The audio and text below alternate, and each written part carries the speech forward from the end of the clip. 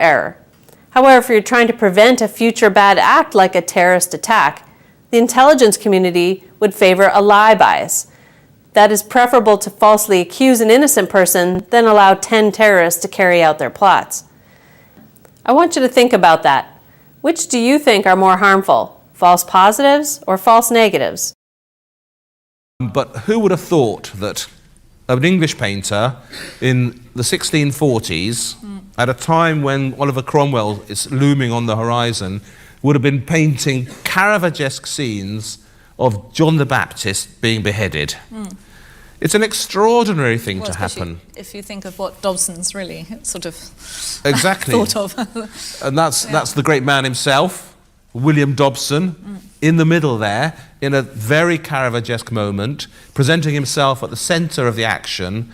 And this is a painting actually that it's a parody of Veronese. No, she's half French, half English. But nice is kind of...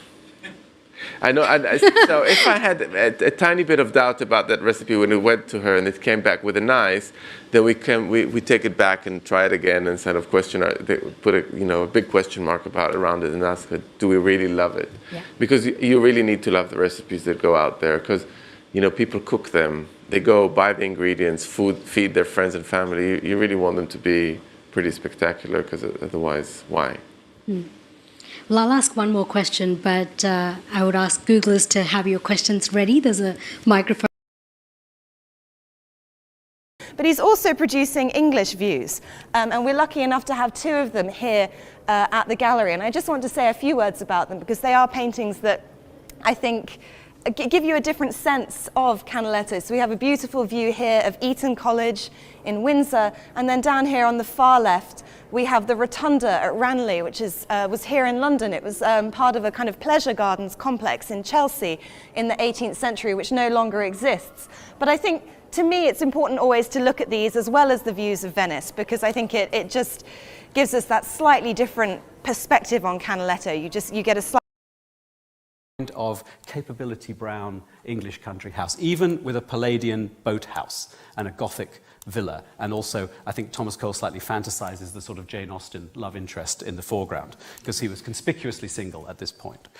But he gives us a vision of the balance between the wild world of America and the world of civilization. And to me, this is Cole at his absolute happiest. This is Cole really when he has found a place for himself. Don't forget, in Bolton, he was down in the valley, climbing up into this world and then going back down to the factory.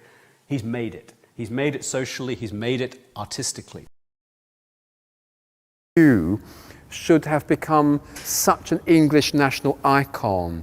Now, how did he choose this composition then? Well, Constable liked to give this idea that he did not want to imitate paintings that were already in existence. And of course, the standard way of making a landscape at this time was to go and look at Claude Lorraine, and we have a great collection of Claude Lorraine paintings here, some of which we know that Constable knew and loved, but the Claude Lorraine pictures are smoothly painted. So consequently... But actually it's a verb, and it means to praise or proclaim greatness, to magnify in English, to magnify God. So it's proclaiming the greatness of God. And as the canticle goes on, we hear of various revolutions in the world, not just the miracle of these 2 pregnancies, but the fact that the rich are going to be put down and the poor are going to be raised up and the humble and meek are going to be given a new sort of liberation. But that sense that the whole world is being turned on its head almost, something that's perfect for John the Baptist, because he is going to be a revolutionary figure. Precisely. And actually now hearing you describe the Magnificat and hearing... Well, I'm English, and we don't really feel very comfortable unless we know somebody having a hug, or unless we really want to hug them, in case we might like it. We like to shake hands, and that's a formal way of introducing. But in Vietnam, with my Vietnamese friends, I've noticed that there isn't so much a formality with the introduction. I was speaking to one of the other speakers earlier, and I was saying, how do we actually greet each other in Vietnam? And I worked out that often we Latin, Greek, French, Gaelic, and English, and had made a name for himself pursuing what he loved, and that was speaking. The debate societies he would find were really his calling. However, that being all well and good, his father wanted to know, upon graduation from Stonyhurst College, what's the next step? You're not going to speak your way into a career. What are you going to do with this education? He wanted Thomas Francis to end up in the family business, but that just wasn't a good fit for United States. I thought my English was pretty good. I was able to do my homework just fine. But I also remember eating dinner with my college friends and not being able to follow their conversations. Or going on my first date in America and only understanding about half of what the guy was telling me. Now, I'm sure many of you have your own stories about foreign language learning, but there's one thing that most of these stories have in common. Foreign language learning is hard. It takes a lot of time, a lot of effort, and it seems Accused of high treason for having collaborated with the Normans and English, he was captured in 1088 and by order of the king, dismissed as Bishop of Compostela.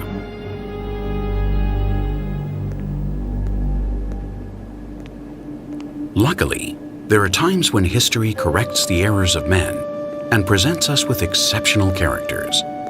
And there is no doubt that this is what happened in that time. He had the sensation that everything had gone by too fast.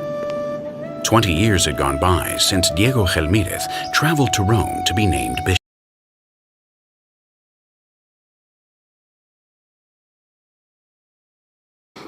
And all of my nerdy English teachers in the crowd know that love can be a noun and a verb. School has to be bigger. It has to mean more than I teach my subject. School has to be about teaching people to change the world for the better. If we believe that, then teaching will always be a political act. We can't be afraid of our students' power. Their power will help. Challenged the king. They owned about a quarter of all English land. They had more money than the king. To King Henry VIII, abbeys like this were political obstacles. In 1536, he solved that by dissolving England's monasteries. He was particularly harsh on Glastonbury. He not only destroyed its magnificent church, but for emphasis, his men hung the abbot, displayed his head on the abbey gates, and sent his quartered body on 4 different national tours at the same time. Without its sources speaking little English, so it was up to Jeannie to enroll her family in Medicaid. She was 9 years old. That moment defined her mission, and that mission became her company. And that company bid on, won, and delivered on that contract. Here's Jeannie to tell you why. Medicaid saved my family from bankruptcy, and today it provides for Gimong's health and for millions of others. Nuna is my love letter to Medicaid. Every row of data is a life whose story deserves to be told with dignity. And Jeannie's perhaps not just in English, but in any language. Or if you could ask our grandparents for advice and hear those comforting words, even if they're no longer with us. Or maybe using this tool, book authors, alive or not, could read aloud all of their books for anyone interested. The creative possibilities here are endless, and to me, that's very exciting. And here's how it's working so far. First, we introduced a new technique that can reconstruct high-detail 3D face model from any image without ever 3D scanning the person. And here's the same output model from the because there's a particular kind of English innocence that this piece thrives on and that the audience delight in.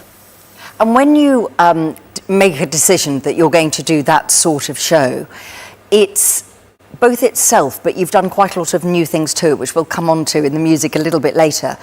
But presumably the casting then becomes absolutely essential, because it is around one particular lead character, the Cockney boy, man, and also there are some great big characters also on the stage. So did you immediately think, well, if we do it, we need somebody of Matt? Boyer is professor of English at Willamette University, where she focuses on the intersection of law, politics, and aesthetics, and just recently was appointed fellow at the Radcliffe Institute at Harvard University. Stephanie, welcome. Thanks for being here today. Thanks for having me. Congratulations on this book, which is timely. You were saying to me that you actually conceived of it prior to the rise of Trump and Trumpism, although the machinations of Brexit and the contemporary politics were certainly in the development. How do you apply this idea of a right to have rights in the English word turn is based on the Greek word tornos, which means lathe, and you can see there's a factor of, there's a tau right there at the beginning of the word. Armed with this idea, this new notation, tau equals 2 pi numerically, I realized that we also needed a focus from the movement, something that would bring everyone together. And so it's amazing how long it took me to figure out the answer that was obviously correct in retrospect, which was to take Pi Day, which happens on 3/14, and launch a new holiday called Tau Day on June 28th. It was like, remember in 7th grade when you cheated on that English test? Remember in 10th grade when you did that thing? And I was like, I'm a horrible human being. So I'm standing there and I'm going back and forth, back and forth, back and forth, back and forth. How many of you have ever seen an Olympic ping pong match? Back and forth, back and forth. That was my inner world. At one point I thought I was going insane. And I was like, no, you're whole and perfect and you're complete. And then I'm like, you're terrible, back and forth, back and forth, back and forth. And I finally, about an hour and a half later, got to a point where I was just weeping, standing in front of the mirror. When I worked with English pros to quite a high level, doing a talk about a specific area of linguistics. And how many of them are there? Thank you very much, I've been Harry Bradford. Thank you.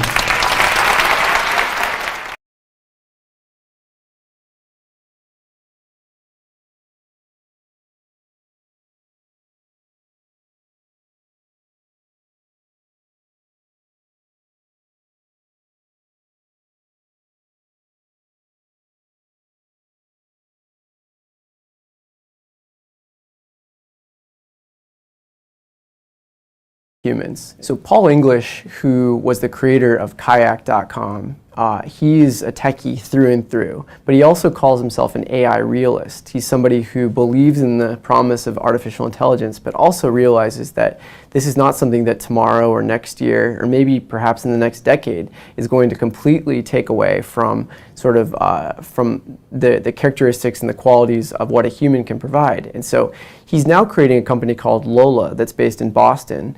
And Lola is sort of kayak 2.0, where rather than trying to take the travel industry and put it online, he's actually taking. And without having a word of English or having ever stepped 1 foot into this country, she persuaded a man that she'd never met that she was an American. As for the consul, who sort of a hardworking bureaucrat who had to have my grandmother's actual French translated by his secretary, he understood. He understood when she spoke. And it allowed them, because they knew the same narrative and they lived inside it, to find a moment of common ground and to solve a hard problem together. We talk a lot still now about the power of the American dream, but many of us know that it is.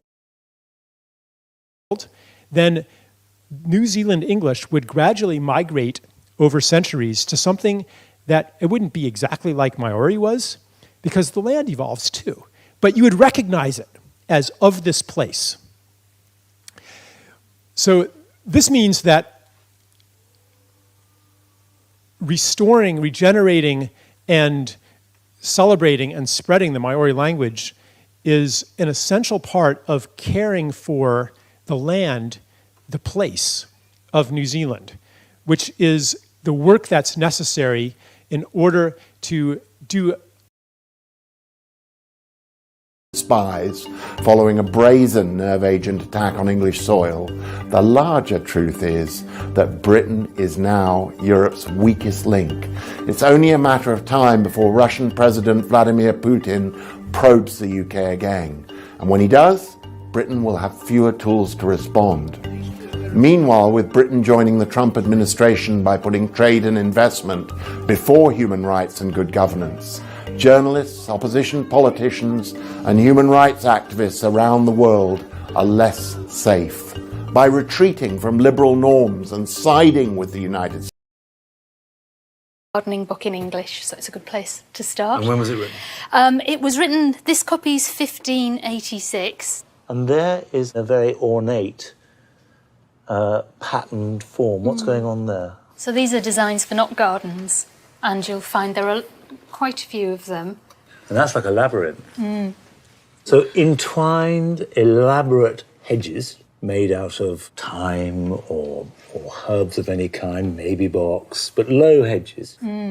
These were there for the gardener to look at and get some inspiration from, but if you look at the book along next, it gets... is based on studies of usually American English-speaking undergraduates at universities, right? That excludes almost all humans, right?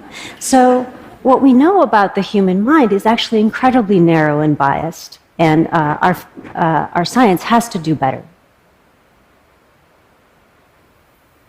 I want to leave you with this final thought. I've told you about how speakers of different languages think differently, but of course that's not about how people elsewhere think. It's about how you think. It's how the language that you speak shapes the way that you think. Right? And I'm fascinated by the fact that it all can be reduced to a single night in the English Channel and to the direction in which the winds blew. So that testifies to the importance of seizing the moment. It testifies to the importance of not micromanaging, but macro-managing in the sense of delegating authority to the experts, in this case, her own sea captains, trusting them to do the right thing, trusting them to take advantage of spontaneous moments. They didn't have time to consult Elizabeth about the fire ships.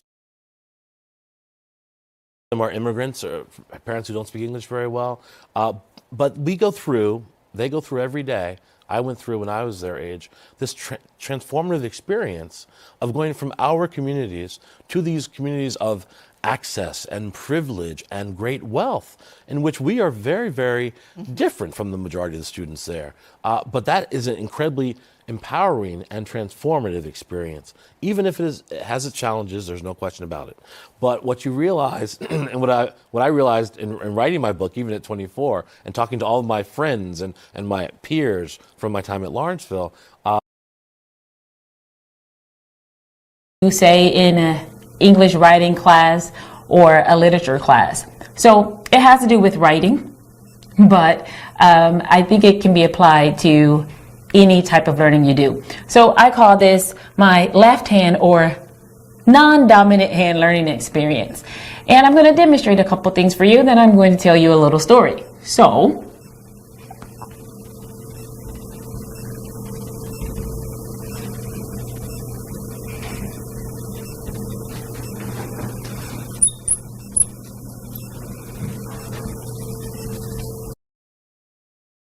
anytime. You can, and it's part of that wonderful English tradition of the absurd, isn't it, really, yes, as well? Yes. We've got two more laughing pictures. At ourselves, which we are very laughing good at ourselves, we are extremely good at. There's a lot to laugh at, but I'm glad that we do. Yeah.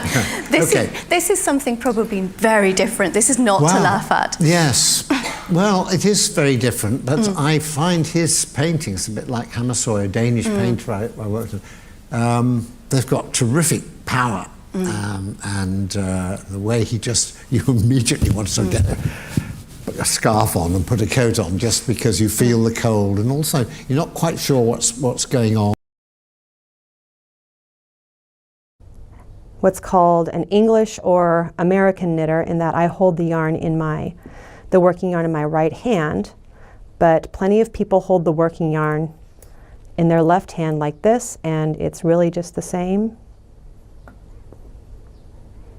This is not the way I normally knit. It takes me a while to practice it to get good at it again.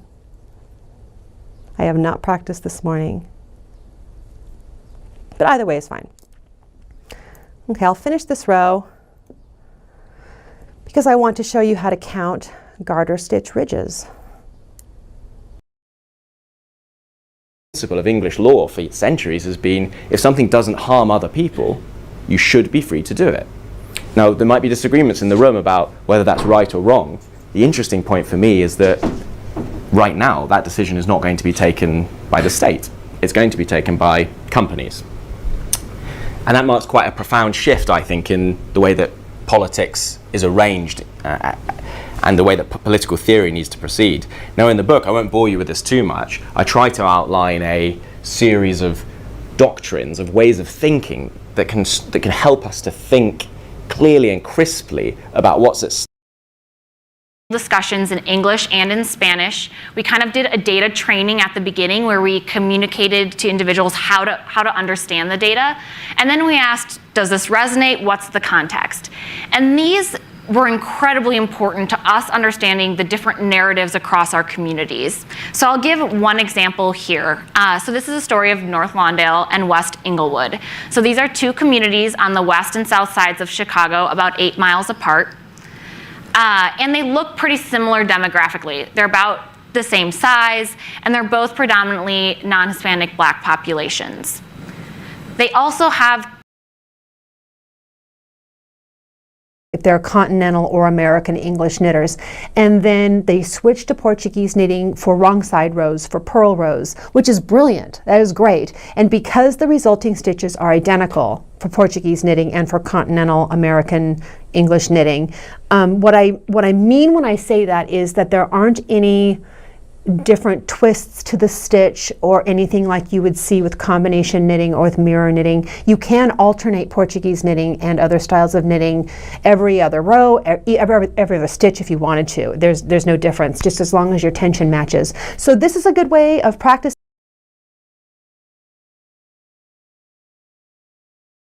Painting by the English artist George Stubbs. This is a portrait. This is a portrait of a specific horse, a horse called Whistle Jacket. And one of the things that I think is very remarkable about this painting is that it has a very universal appeal. I was talking about this painting, showing it to a group of people from New Zealand recently who were over in the UK to go and see horse racing. They were horse racing enthusiasts, and they were remarking how lifelike it is. They specifically English and literature. New programs were invented and developed, but that these have by and large done extraordinary good. They've done not only good to academia, which has become less,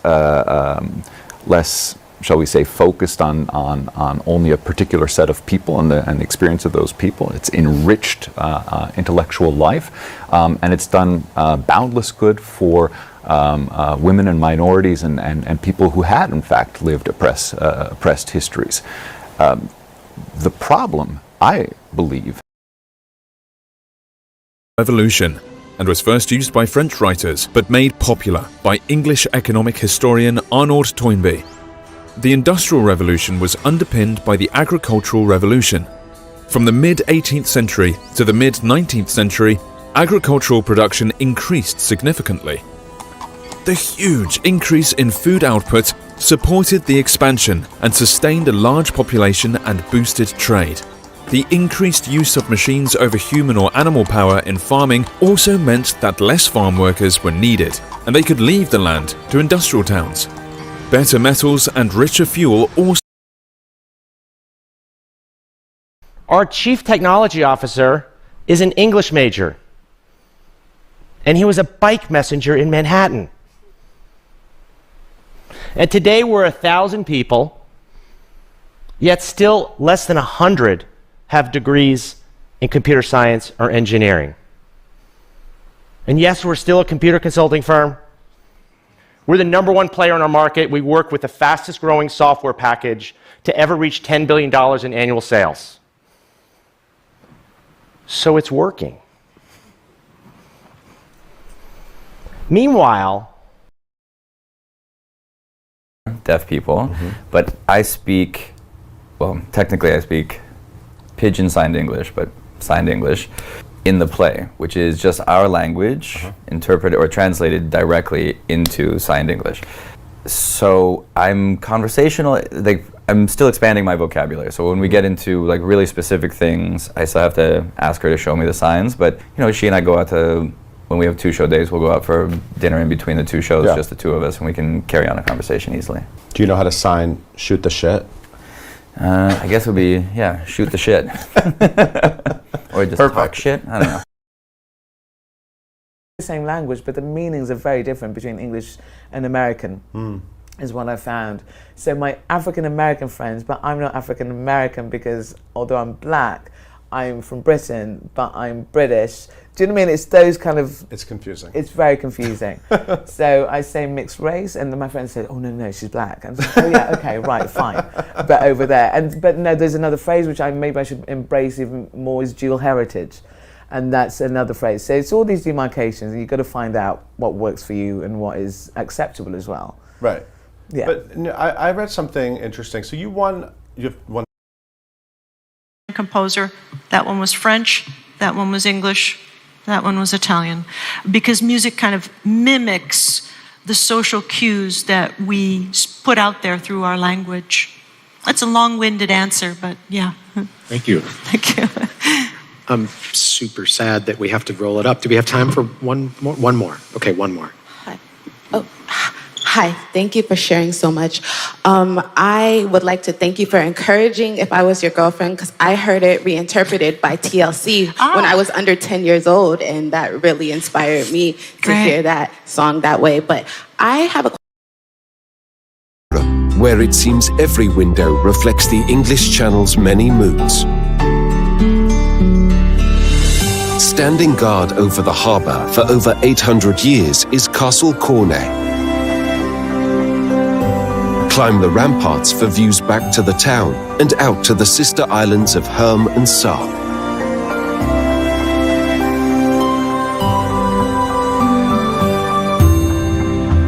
Hold your ears at the firing of the noonday gun. Then explore the castle's barracks, which hold some of the island's finest museums. Experience centuries of drama. She doesn't really speak much English, okay? But she is a math wizard. I mean, and by the way, the CEO of this company, it's a division of a large company. I mean, very sophisticated. They have seen nothing of what this girl has pulled together, allowing them to see competitors and where money's going is unbelievable. So like, for example, that is a great example. Like if you were like a genius in one particular place and you liked it, I would explore that and then go where the future demand or the trends are going with things that we're seeing and we read. By the English against the Irish, long ago.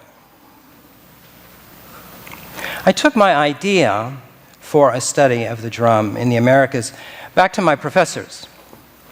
And they said, no, Chris, you can't do a study on the drum in the Americas. There's no evidence. There's one example, you know, the guy up at Yale. Everyone uses his quote. Well, after 2 years, confusing for all of us because none of us are using plain English when we start talking about making money skills, particularly in the market. So let's start asking our financial planners, all of the media outlets, to start talking about all of this in plain language so that we can actually understand. And if you want to continue to invest with someone else, that's fine, but maybe we'll have some better questions to ask about the decisions that are being made. And if you want to do that yourself, it's even better. I also want you to know that the language shouldn't be the barrier for you to do this. You don't need to know all of the words to know how to make money. And vice versa, you can make money without. But it was written in English, so.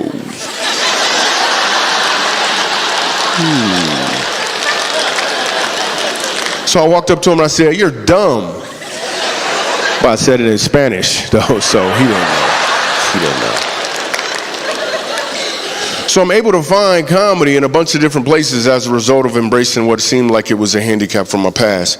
I noticed even what people say sometimes. Have you ever heard the phrase, "Boy, I wish I could have been a fly on the wall"? Every time I hear that, I walk up to the person and I say, "And then what?" No. Where American raiders defeated the English redcoats in the Battle of Sag Harbor in 1777. Just a 30-minute drive east from Sag Harbor is Montauk, a place that the laid-back locals refer to as the End. Once the stomping ground of pirate Captain Kidd, today it's the perfect place to catch a wave or fish, or to hike the coastal trails of Shadmore State Park. 15 years after the Battle of Sag Harbor, America's first president, George Washington, and get a job in construction and nobody speaks English. You know, try and convince that worker, and you know, maybe your dad worked in that plant, your grandfather, try and convince that worker that, you know, free trade and liberal immigration policies are working in his best interest. You can't convince him of that because they're not working in his best interest. I think the important thing with international trade is that we have free trade, but that it's also fair trade. I don't think unfair trade is free trade. You know, when we're paying a 25% tariff to sell an automobile in China. He looks very English, especially his hat. But this was late 19th century, and it is conceivable that you did get sons and their fathers travelling throughout the outback looking for a place to establish a home for the women back in England. And the costume may have been quite totally inappropriate for an Australian landscape. The back cover shows the advertisements that were used to advertise many series, both in Europe and America and in Australian publications. And this shows. In 1779, the famous English explorer was killed right here in Kealakekua Bay. These days, the old jetty built in his honor is used for sunbathing and people watching. It is worth stopping by at this painted church when driving south to Pu'uhonua o Honaunau National Historical Park. Pu'uhonua was a place of refuge in ancient times. See primitive canoes, huts, and board games, and walk around the sacred burial temple for Hawaiian chiefs guarded by carved ki'i gods. That we dig a tunnel, under the English Channel to France, that we'd go into space, that we'd fly through the air. All these things were amazing, and they couldn't imagine that their descendants would find so much meaningful work bringing all these things to life. And so one of the questions I'm asking in the face of today's world of AI and all these new technologies that we're being told again and again are going to destroy jobs, what is our failure of imagination? What are we not able to imagine, and what world are we not able to paint for our grandchildren? Native American raiders burnt the first English settlement to the ground in 1676 and returned with the French 14 years later to torch it once again. In 1775, British warships set the city ablaze. And in 1866, a 4th of July firecracker set off an inferno, which left thousands homeless. But this is a city that refused to lie down. And today, Portland is one of the most dynamic and livable small metros in the USA.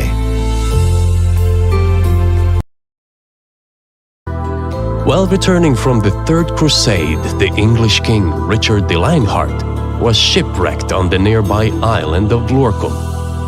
After being cared for by the people of Dubrovnik, the grateful king gifted the city 100,000 ducats to build a church, and the greatest cathedral in the Adriatic was born.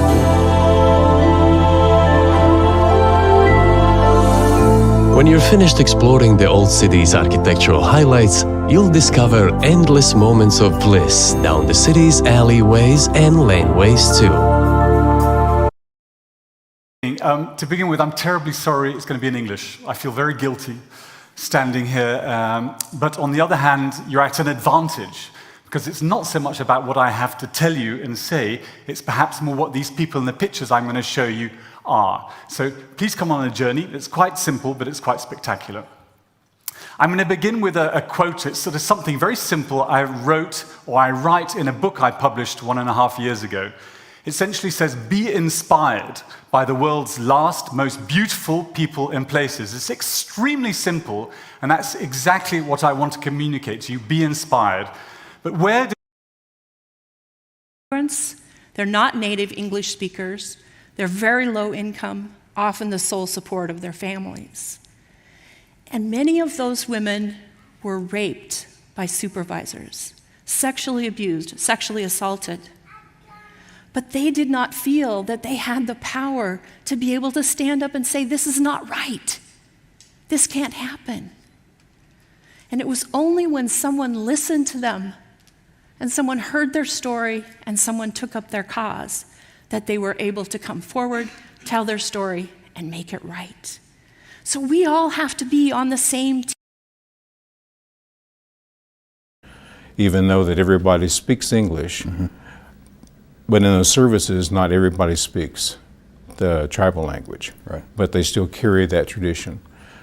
There'll be camp houses that will be around a particular church building, and that goes along back to some of the things that we did as a tribe whenever we would set up camp, and that there would be a center section, and then all the teepees or all the other houses or dwellings would be around that particular center stage of that particular tribe.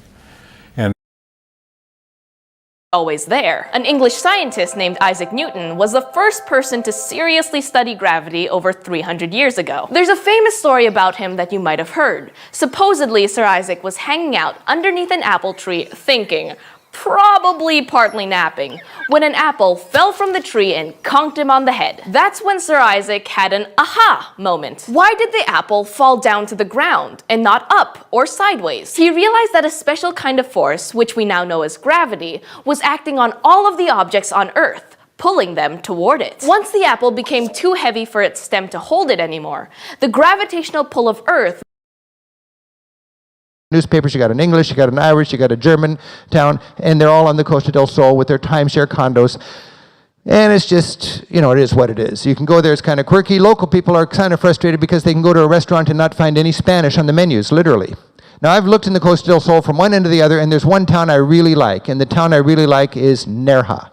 N-E-R-J-A, and I absolutely love Nerja. It's got this a little bit of English expat feeling. It's got wonderful beach. It's not as commercialized as the others. It's got wonderful local style bars. It's easy to get to from Granada. It's got good transportation connections, and this is the balcony of Europe overlooking the Mediterranean. Well, it doesn't seem to hold people back from tweeting in English or French or any other language for that matter. And that's the thing about social media. It's social and it's relaxed. The spelling rules are relaxed. Grammar rules are relaxed. You can shorten words, spell them phonetically. And this is often seen on Twitter, where the current 140 character limit encourages people to be creative and economical with their language. Which brings me to my research. So as a computational to students enrolled in bilingual and English immersion programs. It recorded that bilingual children scored higher in English literacy by 2nd grade, a gap that widened significantly by 5th grade. This proves that ELL students learn better when in bilingual classes. There are also economic advantages that come with being bilingual. Many jobs pay higher salaries to students, to employees who are bilingual. And to erase the students' native language from their vocabulary eliminates this opportunity. As we do on English, math, or any other subject. Not only would this be great for kids in all aspects of their learning in life and the future of our species, it will also mean that people with degrees in philosophy will finally be able to get a job.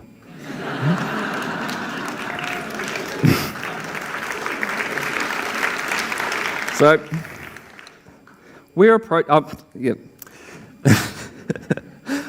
approaching perhaps the most important and volatile period in all of human history. Now more than ever, we need to teach kids how to think, not what to think. And English is his second language. Sign languages are languages in their own right, and not a visual representation of a spoken language, and not all deaf people are fully bilingual. How do you know if someone has hearing loss? Meet Jackie. She complains that people don't talk clearly, and she often needs to have things repeated. Sometimes she responds in an unusual way when she hasn't heard correctly. She finds it difficult to follow conversations in noisy places, and when she has the TV on, she has the volume turned up high. She talks very loudly and doesn't seem to be aware that she's doing it. We all do these things from time to time, but Jackie does them more often than you. Speak. You know, here's the English, and then it got published in French, you know, and then in German, and then in Serbo-Croatian, and pretty soon there's this stack of books resting on the rejection notice, and I think that's the, you know, if you can finish the book and stick with it, and be lucky as I was, you'll end up having a readership, so long as you just don't count on that readership being huge or making much money. I mean, I'm glad I never quit my day job, because So that aspect of it. Elephants ignore English because tourists speak English, but they bunch up and run away when they hear Maasai, because Maasai people carry spears. They get into confrontations with elephants at water holes, and elephants often get hurt. They know not only that there are different kinds of animals and one of them is humans, they know there are different kinds of humans, and some of them are fine and others are dangerous. They've been watching us for a much longer time, more carefully than we've been watching them. The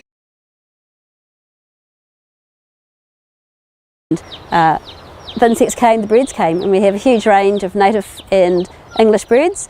And we do introduce some. We've got some chickens, you can hear them in the background. 3 seasons of the year they roam in the forest garden, so they're free, all the hens and any rest we've got. But in spring, when we've got little seedlings going out, we have to keep them in because they know where we plant them. They've got instinct, so I think they're pretty lucky, and it's nice when they've got an acre of a forest garden to walk around, they're very happy. There's a profound difference between a forest garden and a conventional vegetable garden, with a forest growing beside it. Phrase in English indicates that there is something wrong with historians and naming. Right, but my point is that weak monsoons can be devastating to agriculture in Asia. If the spring rains don't come, the wheat crop will be poor, and if the summer monsoon fails, the entire year's harvest can be lost. And El Niño also contributes to famine in East Africa, where it accounts for about 50% of the variance in rainfall. Now, El Niño probably contributed to recent famines, like the one in China between 1957 and 1959 that's associated with Mao's Great Leap Forward, but we're going to focus on some perhaps lesser-known food disasters, especially the ones that occurred in India in the late 19th century. India was Britain's most box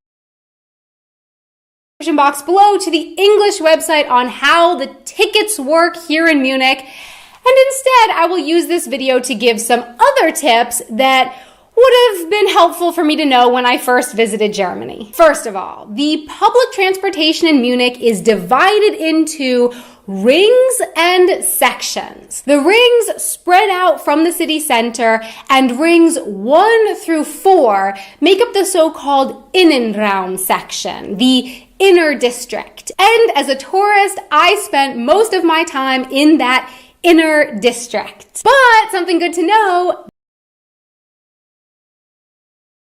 affordable, English-speaking country that is a great choice for West Africa. Start in the coastal capital, Accra, which juxtaposes urban sophistication with informal chop bars, traditional markets with young, globally minded entrepreneurs, African surf vibes, and the fishing village turned cultural hotspot of Jamestown. Down the coast, places like the Cape Coast Castle offer sobering reminders of the horrors of the slave trade and the colonial legacy that left Ghana with more fortresses than any nation in Africa. Inland, you hike to waterfalls in the mountains. Hav, Cambodian. Tim, Irish American. Dave, English. OC, Latino. Tim, Kevin, Derek, Sam, Charlie, Len, John, Mike, Will, Jeff, Chuck, Devin, Pete, Rob, Kurt. So many other people that started coming to me and my friends to get involved in technology. People who were on welfare, unemployed, or severely underemployed. Overall, about 25 people who now have an aggregate annual income of over $2 million. And if you look at the majority of those people, Jersey militiamen and English soldiers who repelled French raiders in the Battle of Jersey, to the jackboots of the 25,000 German soldiers who occupied the island from 1940 until its liberation in 1945. Coming to grips with Jersey's incredible tangle of historical threads can be daunting, so be sure to spend an hour or two at the Jersey Museum before you head off to explore the island.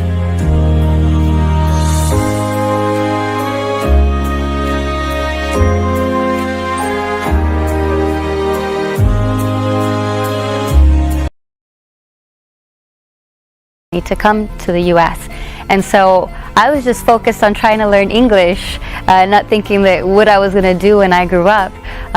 When I went to school, I didn't think I was as smart as the other kids because I was so far behind on even being able to speak. But then as I went through school, I realized that math is a language that is the same all over the world, and even if I didn't speak English, I could be really good at math. And then when I learned about science, I realized that science is the way math explains the world. When I got to high school, I was lucky. About it.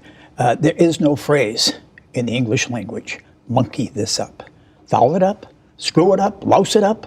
But monkey this up is deliberate. It's conscious, and it's racial shorthand. Not only you're articulate, is the mayor. He's also, in addition to that, he's a performer, a great performer. This is, I'm glad he was called out on which is what DeSantis said about. That's what DeSantis said about Gillum. And but David's point about Trump, I think. I also have. No matter what your skill level is, even if you are an English major like me, Wix can give you everything you need with beautifully designed templates and unlimited pages, all in one platform. Plus, Wix takes care of all the big picture stuff, like free hosting, a custom domain, and a personalized email address that matches your domain and your brand. You'll even have everything you need to run your own email campaigns. So if you want to learn more about Wix, you can go to wix.com/go/eons, or just click on the link in the description below to get started on your Wix website today. Now thank you for joining me, and extra big thanks to our two eontologists, David Reed Rasmussen and Steve. Thanks so much for your support. If you'd like to join them, head over to patreon.com/eons for Team English have begun to sort of coalesce as grassroots resource building communities. Now I find this quite interesting because going right back to 1994, I started to produce resources for the internet before even really just as the World Wide Web was beginning. I was on the internet before the World Wide Web. And one of the first things as a primary teacher I noticed was that there were no resources for the British Museum. The first problem was the way that I approached the English language. The kids thought I sounded kind of cool, but many of the words and phrases I used were so quintessentially British, it left them feeling confused. The second issue was that the entire class was repeating Algebra 1 for the third time. It wasn't that funny when I was standing there, trust me. The kids had switched off to math long before I'd even got there. And then, and this really was not funny, half of the students got stuck. If these were English texts, we could match a frequency of a particular word with a particular date. But for Hebrew texts, we instead have only a range of dates. We know that each text was written before some date and after another, but little more. And every year between these maximum and minimum dates must be taken into account. This means that in order to determine the change of even one word, we must take into account all of the combinations of all of the possible years across all of the books. And when we combine this with the other complications we already saw,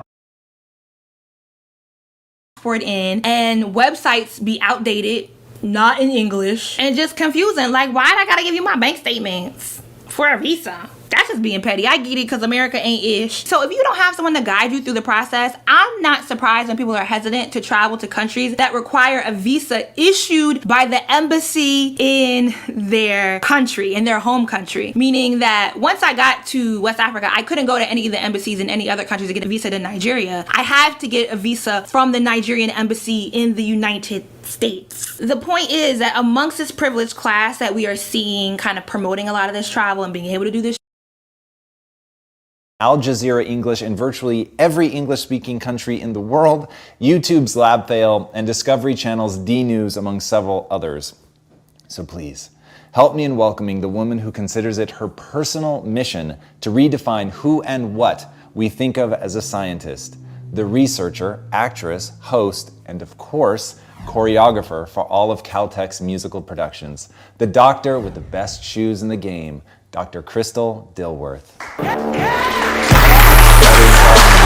Thank you. My pleasure. Thank you for being here. I'm so excited. Quite the introduction. Cradle is now used in a very famous English university in the course on rhetoric in the English department. I heard they're a little grumpy. It was written by an American, but it's how to make an argument in the English language so that when you finish reading it, you say, well, that was obvious. And then you think back, and before you read it, it wasn't at all. So what is that? And I think we've reached that point of the obvious. Now, when you think of glass, for example, in the recycling, you're absolutely right. We can still sell clear cullet at a MRF, a material recovery facility in the United States. Clear glass is still economically recyclable. But on the other side of the divide, in the literature departments and the English departments and other language departments in the university, where literary criticism, this enormous rich discourse, from new criticism up to whoever you want to name, Paul de Man or someone like that. There are huge resources there for understanding how writing works. There's an enormous bibliography, and there's a great smorgasbord of different kinds of theories about what reading is that are absolutely unknown on the side of art history theory and criticism. And when they come across that, it's like if it's an osmotic divide or something, they lose almost. And so I had to learn English as I was going through first and second grade, and I almost flunked both grades because of that. And by the time I got to the third grade, I was finally speaking English and understanding English, so I did a lot better. But that experience stuck in my mind when I went to UC Berkeley and took that speech class. And I did all that research in the Bancroft Library.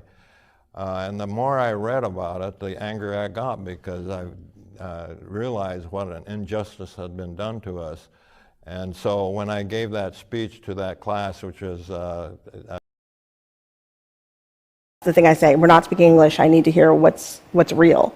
And so I don't think of it that way. I don't know if there's a way to think like there's something I wouldn't do, because that feels like I'm plucking pieces of plot off a wall or something.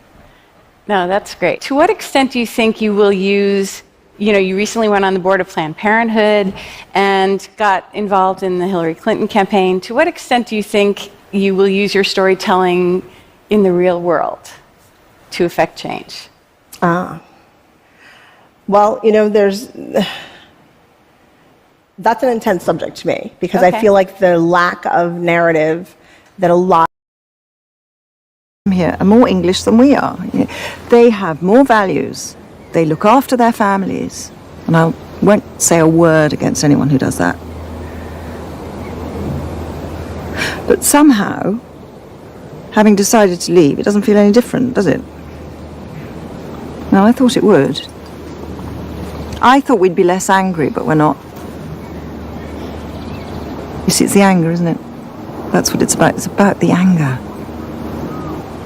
It used to be the young who were angry. Now, funny, it's the old. It used to be Labour who wanted change. Now, funny, it's the... It's English speaking. There's 22 million people. They drink a lot of beer per capita. They spend a lot of money on beer. A 6-pack of Brooklyn Lager in Australia is $38. So we're looking to ship beer there as soon as possible. Get some testers in the market, and yeah, it's halfway around the world, and it's expensive and difficult logistically, but it's an open terrain in a way that the U.S. market is not. I would imagine that you are, especially with your business model, you're really dependent on distributors. And, alcohol distributors in Massachusetts are legendarily powerful. We hear a young English poet called William Wordsworth and his sister Dorothy move into what's set to become one of the most famous residences in the history of English literature, Dove Cottage in Grasmere on the edge of the Lake District. Here they will spend the next 9 years, and Wordsworth will write some of the greatest poetry in the English language, celebrating something that's very under threat, the natural world. He'll write about daffodils, oak trees, clouds, butterflies and rivers, and his work will charm and seduce Europe. Within a generation there will, in Wordsworth's own estimation, be more tourists than sheep in the Lake District. Most importantly, running through Wordsworth a year. Only 3 years earlier, the English Bank, like many English businesses, had been closed for 36 days a year to make room for all sorts of traditional ritual festivals up and down the land. The bank's drive to slash holidays is typical of a 100-year-long process that begins in the late 18th century. The Industrial Revolution has made it deeply inconvenient for employers to let their workers take holidays to mark this or that ritual. The collective purification of the soul is of no interest to employers. It's something you can do in your own time. There are even suggestions to put an end to Christmas and Easter, which together cost industry. Don't speak Hebrew, they speak English, and the Israelis speak English, but neither of them all that well. Music becomes the way in which they communicate. Yeah, I mean, it's one of the things that attracted me to it. The movie, of course, happens in those same 3 languages, but there's subtitles. And when I watched it, I thought, what a great sort of theatrical game to play with the audience, where when the Israelis are speaking amongst themselves, they'll mostly speak Hebrew. When the Egyptians are speaking amongst themselves, they'll mostly speak Arabic. But the shared language is English. So that would force me as a writer to make sure that all of the most important... Because they didn't know any English. And so I remember times when we just, ate one huge bowl of ramen for a meal for the whole day, because that was pretty much it. And when you're, as I mentioned in the video, like you just think that's normal and you just kind of live with it. But it was to the point where I just, hated ramen because you just had it so much. But I grew up with kind of that kind of environment, and my parents would always tell me about how, any food that I'm sure people have the same experience in terms of, stories that they're told, but I was... History is the result of inquiry in English, but in Greek it's the process of inquiry. If you go to the Natural History Museum in London, that's the museum of the inquiry into nature. It's not the result of inquiry, it is the inquiry itself. So he inquired, why did the Greeks, the few Greeks who could agree amongst themselves for long enough, why did they win? Why did they not get wiped out, totally conquered, so on and so on? So it was partly logistics, it was partly spirit, and this is Dean's main point, I think. So there's this one chapter. They might be. In 1961, the English painter Peter Blake portrayed himself wearing a denim jacket, jeans and trainers. He was deliberately nuancing the view most of his contemporaries would have had of him, based on knowing that he was a successful and rather intellectual painter. He might have been thought of as slightly aloof and highly refined, detached from and censorious of ordinary life. But his clothes speak about very different aspects of his personality. They go out of their way to tell us that he's quite modest. He's interested in talking about pop music. He sees his art largely as a kind of manual labour. His clothes, like ours, give us a the English system with these counterfeits, destroying the public trust in the money they were being given by their government. The plan was to drop them over Britain in hairdrops. Money is at the heart of society. It's absolutely the through line through history. And in terms of the future, how might technology change the way that money works?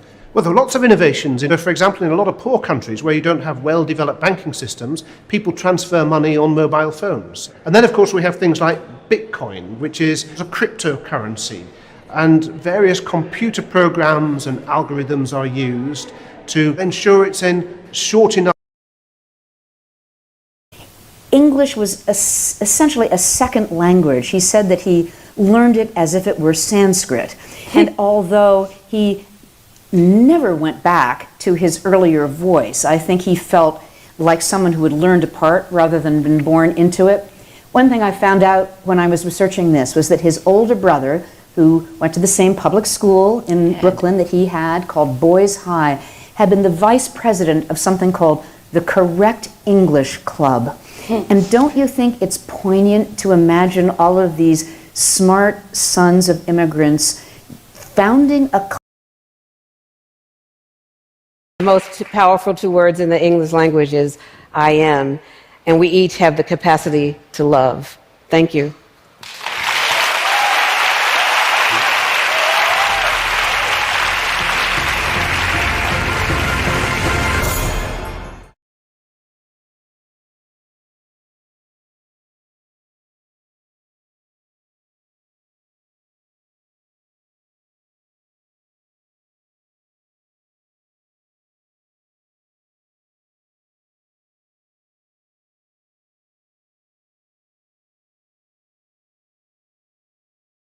English-speaking expat that lives in the area who's mapped all these places, and you can find them because there'll be pictures of the damn place, there'll be a pin dropped on it, and you just Do you go feel there. like it's getting harder though as Thailand gets more touristy? Like I know that tourism has really exploded there in the past 8 years probably.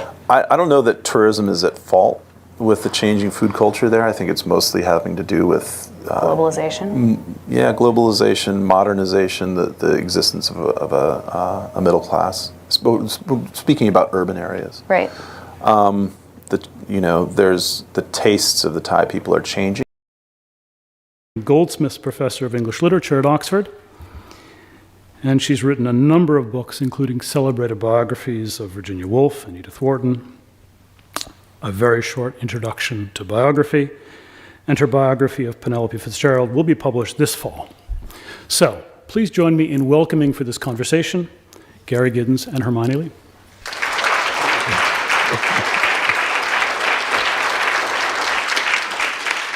Thank you, Chase, and thank you for being here. It's an honor for us. A great pleasure for me. And Chase just said that we're here to raise the standard of biography, and may I working what English 1-2 and Physics 1-2 did that really are salient across the curriculum. By the way, there were some people yesterday who said to me, don't call it Physics 1-2. It was supposed to be science, not physics. It's only because of the teacher that it became physics. So I'm now going to be very careful. We have someone up here too. Yes. First of all, congratulations on playing the part in achieving this goal that you have mentioned in the New York Times. Following upon that, I would ask whether you would commit to achieving. Home, I had an English name that I used at school. I spoke one language at home, another one at school. It was almost like that. It was like how Superman is both Superman and Clark Kent. So I don't even know if I was conscious of it as a kid, but that definitely felt really familiar to me. That idea of two cultures and how you speak and how you are at home and how you are outside of the home is a common theme, I think, with a lot of cultures. Yeah, I think that's true. I think, you know, I actually think that's one of the best things about being an American is that you can be an American without giving up that core piece of yourself, you know, because America is a collection. Common noun in the English language, along with two others that are units of time, year and day. So this is an obvious indication of how important time is in our lives. But it's a bit ironic that the most common noun in the English language is one that we really can't define. It's a bit embarrassing, actually, isn't it? So this brings us to the problem, how do we define time? And people have struggled with this for a long, long time. So 1,600 years ago, St. Augustine said, "What then is time? If no one asks me, I know what it is. If I wish to explain it to him to ask, I do not." New York City. Did you learn English in New York City? In New York City. I spoke no English before I landed. And it's interesting because my American father didn't speak Dutch. And the way we communicate was in German. So I used to speak German. So New York City, I lived there 4 years in Queens, 4 years in Manhattan. I went to Stuyvesant High School, which some people will know. Which is a fabulous high school. Fabulous Where high you school. learned what? What did you... Computer science. Oh. Basically, in my 4 years at Stuyvesant, I had one elective.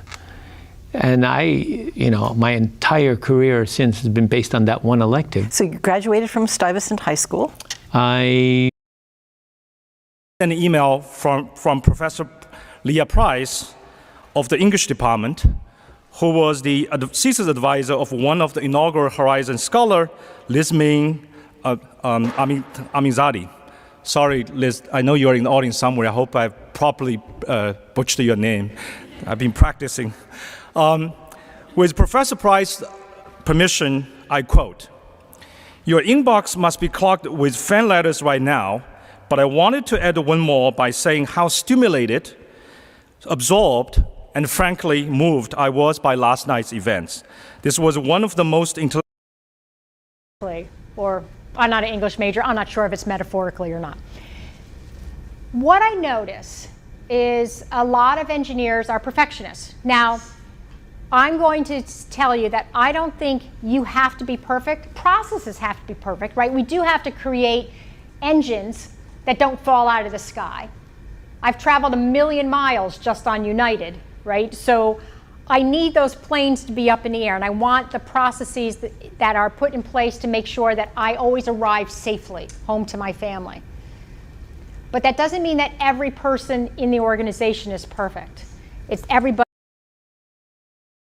Novel in English has always pretended to be reality. There has never been a novel from Robinson Crusoe by Defoe to Clarissa by Samuel Richardson, of which Dr. Johnson said, if you read Richardson for the plot, you'll hang yourself. There has never been a novel in English that didn't pretend to be the truth. Daniel Defoe wanted us to believe that he was marooned on a desert island. He believed that he wanted us art field. So I majored in art and John in English, and those are both degrees often ridiculed as being useless. For the record, I double majored. My second major was in religious studies with an emphasis on early Islamic history. Totally useful. But I actually think that was very useful and that you draw on that knowledge all the time. Yeah, totally. And that would be my answer to the question. The kinds of jobs that you can get with a degree in the liberal arts are very similar to the kinds of jobs that you can get, you know, just in general. You can sell insurance. You can go to law school. If you want to, you can go back to college, take a couple chemistry classes, and then become pre-med. I think we often forget that a liberal arts degree is not professional. Well, there's at least a consensus that you speak English, that you are Christian, and that there's a template for capitalism to function. There's a template for the nation state to function. There's only a template for the legal system that you describe to function. If I throw in the Sharia, there will be no justice, no Supreme Court that can resolve some of these things that you've just resolved. So I'm just trying to take your data and look at it from the other side of the coin. Not that I'm trying to make any sense, but reading it differently. I mean, that's the rule. This rule has gotten exported throughout the English colonial world. So it's the rule in Canada, it's the rule in Australia. You know, and in those countries, the consequences, I think, are more dire because the U.S. Supreme Court has recognized an occupancy right that's fairly robust because it includes subsurface natural resources and timber.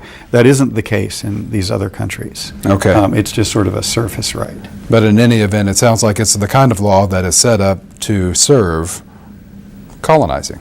Well, this, in my view, was set up to serve a slightly different purpose. And the story is told in the courts of English manors, because the lord of the manor was officially a judge, and his judgment was recorded in rolls. This kind of roll, called exchequer rolls, is made by stacking the parchment up on top of each other and binding it together across the top, rather like a kind of a flip chart in a classroom, and then rolling them up. So big ones of these are sometimes called pipe rolls because they look sort of like a pipe. So it's a very different kind of roll from any of the other rolls we'll see here, this particular kind of scroll. So it could get longer as you like, but you do it by stacking the pages up rather than adding them to the... Professor of English and Creative Writing, and soon to be professor at Northwestern University, because she says she likes the... Thank you. Good afternoon. I am honored and delighted to be at this wonderful conference. I'm going to read a poem very much about historical memory and historical erasure, what gets told, recorded, passed down, who does the telling and recording.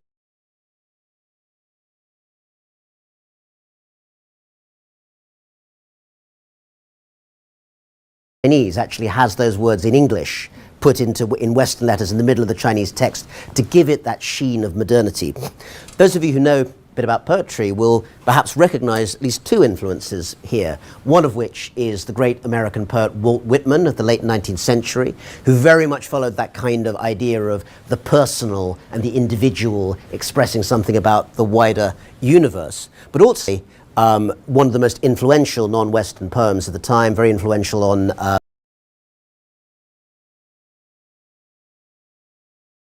science, English, history. You know, you have to interrupt their class time with playtime just to keep them, you know, engaged. You know, it's like 20 minutes of reading and now let's like dance, and then like 20 minutes of math and now let's sing. And you know, you need to mix that up for the students. And coding actually fits into the fun category in elementary school, which is very, very different. It's not what the students or teachers expect, but once they do it, they realize actually that we don't need to fit it in because of that. In middle school, what computer science typically can replace is outdated because during the English Civil War, they actually put their king on trial. They didn't just stab him in the back or poison him or something like that. They put him on trial. So that was another piece of the puzzle, and as I'm reading into this, I'm hearing all this stuff about the Dutch Revolt. So I go back and look at the Dutch Revolt, and that's what caused me not to use the Declaration of Independence, because the Dutch already did it 200 years before we did. They thought up, you know, government as a contract and all this kind of thing. But that was also tinged with religion. It was a Protestant, it was both a political gap in the English language. So in the same way that we adopted the word Schadenfreude from German because we feel Schadenfreude, we just didn't have a word for it. I think these words, and words matter. Words help us focus on aspects of existence that we maybe don't pay enough attention to because we don't have a word for it. We don't necessarily identify it and single it out. So I think that's helpful. Another helpful thing is just the role of trust. So we tend to focus, I think, too much on contracts and explicit agreements and rules and miss the fact that most human interactions, whether in the workspace or in larger society, are about commitment. And they have to be able to speak English. So we're not talking about bottom of the pyramid women here, we're talking about women with enterprises. And we match these women with men and women mentors all over the world. So to date, we're in over 100 countries. because we partner with local NGOs who are doing business training, and we offer them this service, an add-on service, which is a year's mentoring, whereby the woman is given a mentor who for 2 hours a month will help them on their business journey with a specific plan. And we have built a worldwide community there, which... What's it called in English? Like satellitdisk? You know when you're getting television? You know television? A satellite dish? Like the big like parabola, or like the big thing you had on your house that was white? Yeah. So we had one of those and that we were gonna throw away. And I was like, that looks cool. And I turned it into a chair when I was like 9. It was the most uncomfortable chair. Did it get good reception though? You kind of like slid out of it because it's like very like, just round. So I built like a little podium under it. I think that was the first, but I did also. I'm very cautious about doing this in the English accent, but there are lots of bits of the United States which really do encourage, particularly around innovation, some states and cities, but also that growing willingness to engage in a collaborative way on the big issues with China. I think it's of fundamental importance. So, Joe, you've argued that market forces alone are not going to solve. Between 1550 and 1800, all English men, or half of all English men, were named William, John, or Thomas. Half of all English women were named Elizabeth, Mary, or Anne. This is for 500 years. And the trend wasn't just in England. Sao Paulo baptismal records from the 1700s show that half of all the women were named Maria, Anna, or Gertrude. So for the vast majority of human history, you have a scenario where the turnover rate of first names sort of resembles a flat plane. And then suddenly, in the middle of the 19th century, it takes off all over the world, in Hungary and Denmark and too. And everybody's got their own interpreter. So somebody's doing English, somebody's doing Chinese. This is after the big grand soiree on the back of the lawn. Camp David, everybody golfed. I even turned into a golfer. I didn't mean to. But when you're out, this guy loved to play golf. They even put a little hole-in-one out on the back of the south lawn. We go to Camp David. Lord have mercy, Chelsea liking golf. Mrs. Clinton could hit the ball better than him. Look out. We go to Martha's Vineyard and her. She didn't speak English in her home. They only spoke Yiddish. So she kind of raised me reform, meaning she didn't want a lot of ritual. And when I was in college, I took on more observance. And one of the things that was very empowering for me was to meet women who did not feel oppressed. And also women who didn't simply say, like, I'm part of the patriarchy, therefore I don't feel oppressed. These were intelligent, college-educated women, which you don't have to be going to college to be educated, but you know what I mean. This wasn't the stereotype of, like, the woman who went, got married at 17 and never saw the outside world. These are women who had lived. It was an attempt to create for an English-reading public a book that systematically compares neoclassical Keynesian and Marxian economics so that a generation of students would have something to find. If you're at all interested, that's a title, Contending Economic Theories, Neoclassical, Keynesian, and Marxian. And the publisher is MIT Press in Cambridge, Massachusetts. Why MIT? Because it is the home of the most prestigious tradition in economics, Paul Samuelson.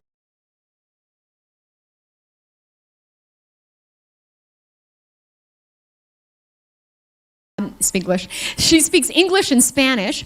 I, on the other hand, only speak English, and so I had a translator translate for the audience my talk.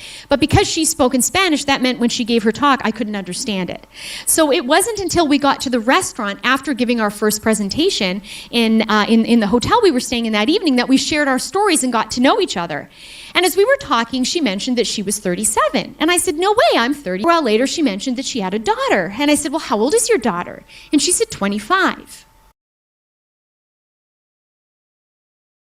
philosophy, theology, English, even music, as you're going to learn tonight, who do fascinating work and teaching related to criminal justice in prisons. We have over 30 faculty, and I probably have missed some, and up to 40 courses that actually deal with themes that are related to criminal justice in prisons. And even since our announcement went out, I've learned about new people. I've been contacted by people at the medical school, at the business school, who've told me how their research ties in and how they want to become involved. It's extraordinary. And then, of course, what we have at Georgetown is really the backbone of it all. Biotechnology, English, in the exciting field that I direct, sustainability. These, again, are listed in your packet and extensively on our website. Like our undergraduate programs, we do require that graduate degree candidates take a portion of their courses here on the Harvard campus. You can learn more about this during our breakout sessions and our information fair.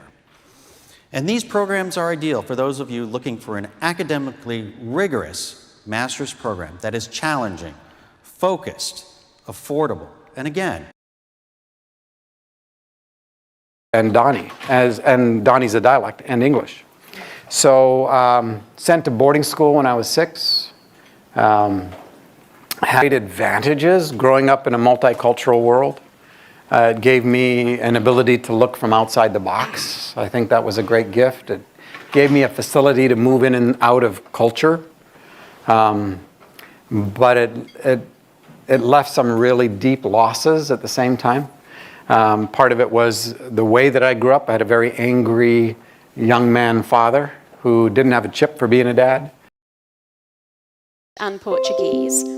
So say if I lived in Brazil, spoke quite a lot of Portuguese, and then I moved to Argentina and I stopped speaking Portuguese and I started speaking more Spanish, then eventually with disuse of one language, that part of my brain would shrink and the part of the brain that was using more of another language would grow.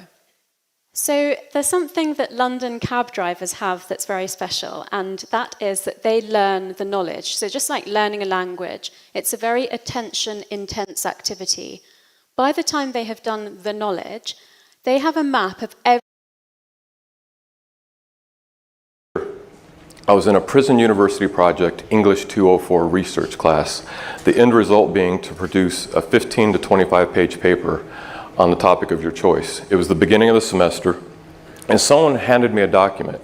And keep in mind, I didn't tell anyone I tried to kill myself. Nobody knew that. And so someone handed me this document, and what it was a legal opinion filed by Judge Reinhardt of the Ninth Circuit Court, September 2009, in response to a lawsuit filed by the family of a veteran who committed suicide. In his response, he cited a cat's without a single word of English, this is how they survived. And that recognition allows me to understand that maybe this isn't who they want me to be. I am someone else. In fact, they raised me to be a very different, strong, loud person.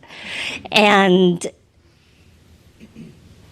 by recognizing that, I release my anger towards them. I release my anger towards them and choose to own my voice. I think that on an individual level, it also happens, this is on an individual level, but it also happens on a... I say, it doesn't come out in English and it doesn't come out in Spanish, and it's like a revelation to everyone in the room. What does it come out as?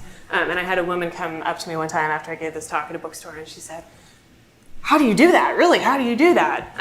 And it turns out that you need to do a lot of signal processing in order to do that. So when we talk about decoding, what we're really talking about is looking at the time frequency analysis of the signal and trying to figure out how that corresponds to behaviors that we might observe. Then we use that decoded signal to control an external device. So it's a bit of a misnomer to say it's a brain-computer interface, because sometimes a computer doesn't really get into the mix much.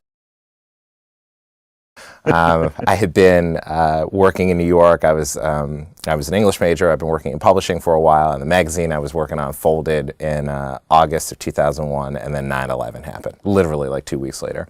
And I was looking for a job for like 9 months, and a friend of mine from college called me up and said, hey, my dad just started this nonprofit in New Jersey, maybe you could help him. And I was like, I'll do whatever they want me to do, you know. And so on April 13th, I think is what it was, 2002, I got on a plane and I went to Milwaukee. And that was my intro. And we toured the district. We looked at schools participating in the Milwaukee Parental Choice Program.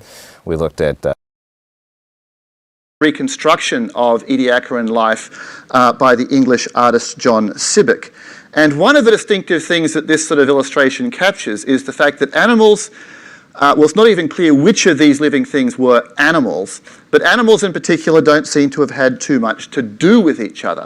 Many of them probably didn't move around at all. So that's the first stage. And now I want to start to place all this into a larger historical context, also looking forward. So there's a summary picture of part of the animal branch of the tree of life. This is from the book. So with all these tree pictures, you should think 200 English language newspapers, and they said, how well do these newspapers cover these results, and how accurate does it turn out to be in the long run? And they identified 156 studies that had been reported on sometime in the past, and they went back and they said, okay, did these studies pan out? And there are things like, you know, linking pesticides to Parkinson's disease, or suggesting a mechanism for ADHD, or looking at, you know, potential new genes or putative new genes for breast cancer, and various other, you know, things that you see. We open up the paper, new gene for breast cancer. Well, it turns out that of that veil, and so you champion the best practices of English. And the idea of the best practices of English, they sort of take a very broad look at the established canon of literature and use that. Descriptivism is another approach to language, and it's one that dictionaries use, and that is that you are a chronicler of language. You record the language as it's used and not as you want it to be used. So editors are prescriptivists, for instance, because they're trying to establish a standard way of writing, or a standard tone, or a standard voice for a publication. Hi, when you're an English professor. Google has good, it would help you. Amatonormativity. It's spelled exactly like it sounds. Got it. that was my guess, so it made me feel good.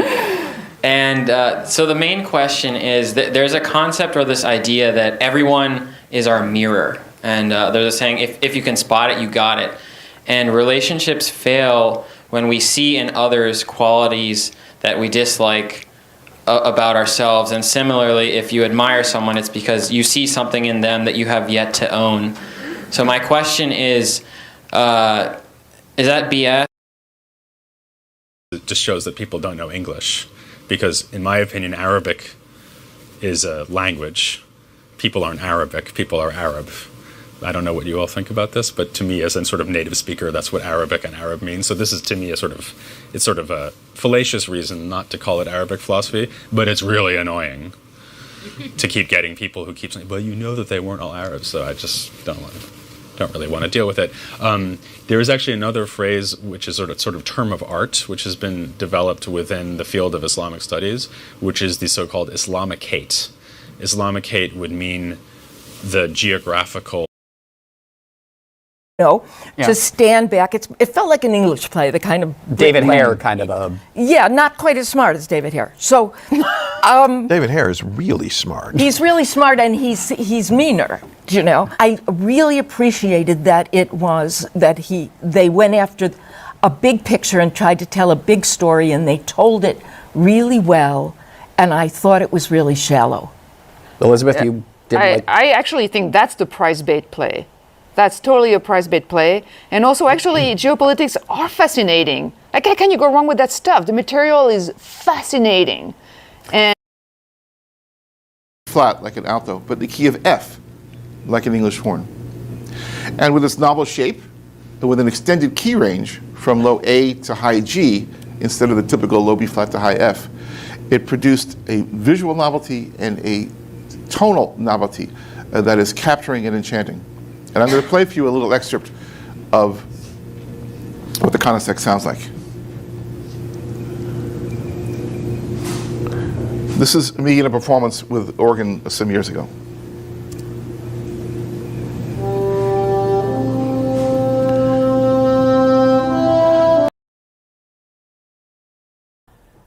Met a couple English fellows the day that I arrived, and they arrived the same day that I did. And all three of us were very naive about France. None of us spoke the language. And we stayed up all night, and we became great friends, and we decided to take a studio together. And we took a studio on the left bank, on the Avenue du Maine, a 5-room detached bungalow with running water. No heat or hot water, of course. Well, the price of the studio was 2,500 francs a year. Now the franc was pegged at 25. So we wanted to add stuff around English language learner proficiency, being that the population of the U.S. has changed significantly. And the we here is? We being, I'd say, Congress and generally speaking. So Republicans and Democrats, both sides of the Capitol, Senate and House, wanted to, like, what should what indicators are enough? Like, how many should we have? So again, Republicans wanted less, Democrats wanted more. This idea of things that haven't been measured before, like school quality, school climate, or bullying, or social.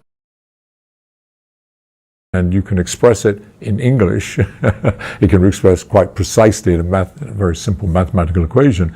But in English, it's roughly speaking that every time you double the size of an organism, from say 2 grams to 4 grams, or from 20 grams to 40 grams, or 20 kilograms to 40 kilograms, or whatever, just doubling anywhere, instead of what you might naively expect, double the size, you double the number of cells, roughly speaking. Therefore, spoke English the way I did. I had a very thick, working class Welsh accent. I dropped my H's. I mispronounced a lot of words. And, you know, my tutor at Cambridge said that I simply sounded uncouth. The word still sticks in my mind. And I realized I had to up my game on the communication front. Otherwise, I would get nowhere. So I spent 2 years listening to the BBC World Service, trying to, you know, get those modulated vowels down. And also fix. You know, is it a Latin or English name for it? I just knew that the backpack was my friend because it fed me. So, what did I do? I did what anybody who is terminal or has been told that they're terminal does. I went for a bike ride. First, about a block, because I was very weak. Next day, 2 blocks. Third day, around the block. And after some months, I was riding for some miles. After a couple of years of riding like that, and I made a few changes in my diet, but fairly minor. Family. She was seen as an outsider. She was English. They were very nationalistic. And her first son, Wilhelm. Now, Victoria died. One arm was James Reed, the doctor, and the other arm was her grandson, Wilhelm, who was so mean to his own mother, but adored Victoria. He had a breech birth. He was born with I think it's maybe an Erb's palsy, something with a twisted arm that he often concealed in portraits like Stalin, holding swords or resting on things. And he was so mean. He was so mean to his mother. And it's funny that Victoria died in his arms because he was. Notice that in English, we don't have any other word for time except time. It's unique. It's this wild fourth dimension in nature. This is one dimension, this is one dimension, this is one dimension, then time is the fourth dimension. And we call it the fourth dimension, not just in theoretical physics, but in engineering. You know, I worked on 4-dimensional autopilots. So you tell where you want to go and what altitude it is above sea level, and then when you want to get there. Like you can't get there at any time. And then put myself through English classes. And after that, go to university and get a degree on aerospace engineering. And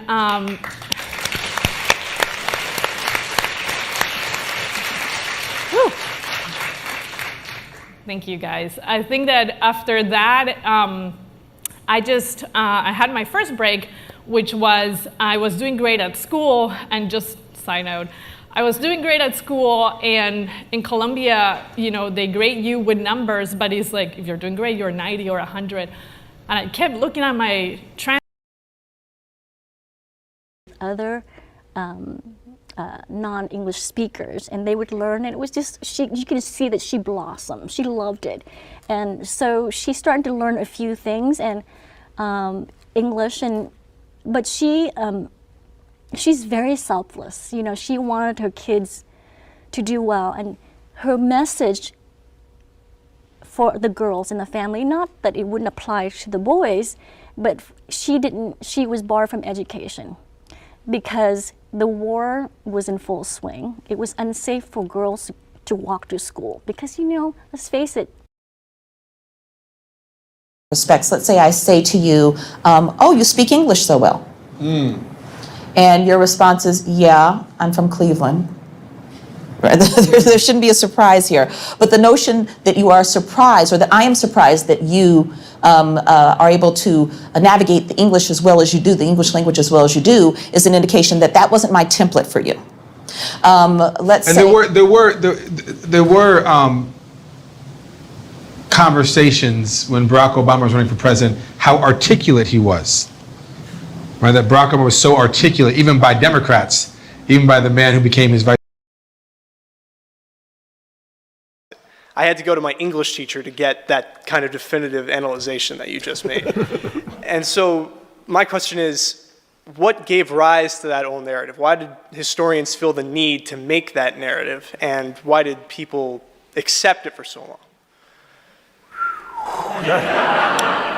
You know, where do you get to college, man? Yeah, come. No, I think you should apply to Columbia. We need I was students going like to this. say Princeton. Yeah, McAllister has a really good history department. Princeton. Well, I'll give a little bit of it, okay? I think there was a turn in the early 60s where the North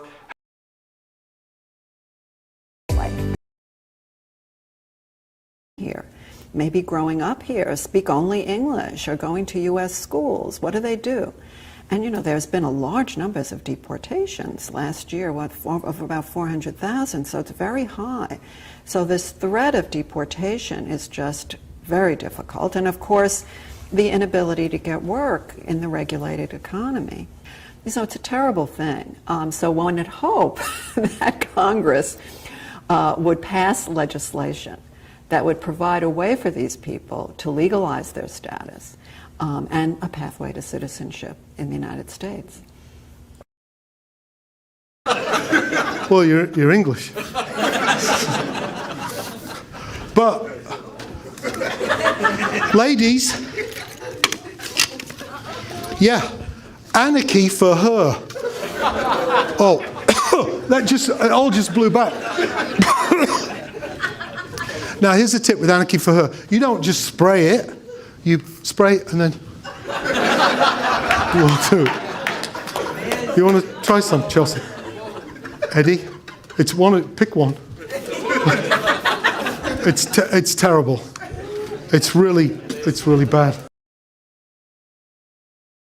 Immediately look at an English sentence, and even before my brain has processed its meaning, I know if it's grammatically correct or not. I can scan that way before I even know what I'm doing, and I can know if that's a properly constructed English sentence or not.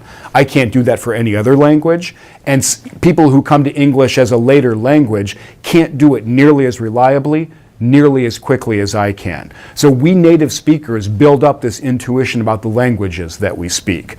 The way I apply that to this notion about digital creativity, we humans have the native speakers. But to express myself, I have to speak in English. I'm here to share a dream. I'm betting my career on the belief that neuroscience will bring the next big wave of technology. But for us to get there, we have to accelerate the rate of technological progress. And the core idea to that is exactly what brings us here today. Somos humanidad is what brings us here. And what I want to say is we can all be neuroscientists. So I'm going to start with a story. I'm sitting at a table in a mountain lodge. Because I love running through the English countryside. It calms me down and it's what makes me happy. These women were smiling. They felt value. They were so proud of themselves. I then proceeded to tell them that not only is it going to change their life, being able to embrace their bodies and go out there and be confident, but for the women and men at home who feel just the way they did, it's going to help them too. For them to stand up there and be able to do it, it's hopefully going to empower them too as well. So I still didn't 100% know if they were going to do it, but we go out there right by the Thames in London and in the English language dictionary, right, to describe the feeling you're having right now. So please give yourself a number from -5 to +5 in terms of your current level of pleasantness. On the y-axis, it says energy. So energy has to do literally with how much activation you have going on. +5 is you're so activated you just can't contain yourself. -5 is you're in your deepest pool of despair. -5, you feel like you're being pulled into the ground. +5 is you are just so highly energized you can't contain your body. Where's your energy right now? A lot of words similar to the English, so you're making connections all the time. What looks familiar, what in English can I hang on and make the connection? So it's making connections, learning something new, adapting to new activities. Understanding language is one of the brain's most challenging activities. Because of that, researchers have found that learning a foreign language not only gives your brain a good workout, but it can possibly delay the onset of dementia. At the McWhorter in Europe, the Scots don't like the English anyway. They never have done, not since 1707 when they were bonded together. So the opportunity to finally get away from them, they'll pally up to the French much more than the English anyway, the Scots. They're always known for that. That's called the Old Alliance, the relationship of Scotland and France. It is interesting how like the first film just took on this, like, it became this purely like a Scottish thing, right? Is it interesting for you, not being Scottish, first of all, to be at the helm of that, and to see the second one, given that timing, come out, like reignite that sort of like, yeah, Scotland pride, like you're like, am I going to be responsible for this? Like, I don't know. Different languages, but there's always the common language of English, and most of the time those teams can sit around and talk about their curling experiences afterwards. So that helps drive all the rest of us to grow our membership and our involvement of our fellow club members to get involved at those levels. Well, and I'm sure it also helps drive your endeavor towards getting a new arena built, correct? One of the big challenges that you have as an arena club is oftentimes it's shared ice.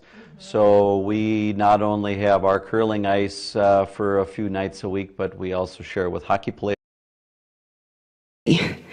In high school, I liked English and math and art, and I built websites, and I played guitar in a punk band called Frustrated Telephone Operator. Maybe you've heard of us.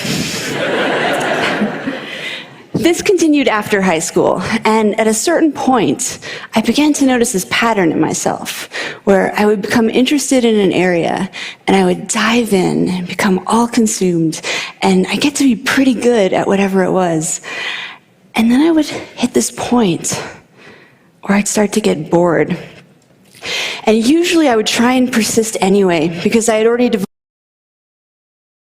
the East Coast to earn her bachelor's degree from Harvard University in English and American Literature and African American Studies. In 1997, she received her Master's of Fine Arts in Creative Writing from Columbia University, before being recognized with the Stegner Fellowship in Poetry at Stanford. Earlier this year, when she was selected as Poet Laureate, She was serving as the Roger S. Berline Professor in the Humanities and Director of the Creative Writing Program at Princeton. Her debut collection of poetry, The Body's Question, received. He wrote the greatest opinion in English or American history on the subject of why he had changed his mind. I changed my mind once on nude dancing, and I borrowed liberally from his opinion on it. But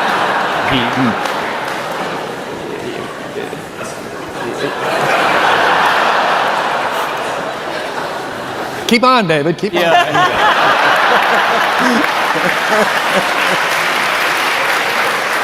I don't remember, David, which direction you went.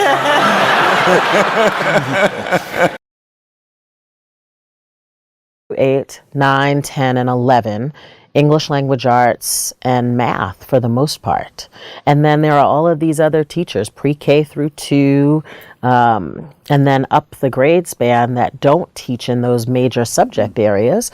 And those people need feedback and growth and development as well, because developing kids' artistic talents is as important as developing their test scores. And so we needed an evaluation mechanism for art teachers and music teachers and PE teachers and, science teachers and social studies teachers. And so we designed a system that took into account the most widely used English translation of the Bible, translates as, "Thou shalt not kill." Yet the truth is quite the opposite. This is probably the least well understood of the Ten Commandments. The reason is that the Hebrew original does not say, "Do not kill," it says, "Do not murder." Both Hebrew and English have two words for taking a life. One is kill, harag in Hebrew, and the other is murder, ratzach in Hebrew. The difference between It is the Empire's legacy, the English-speaking world, that remains the great global guardian of freedom today. I'm H.W. Crocker for Prager University. Thanks for watching. To keep our videos free, click here.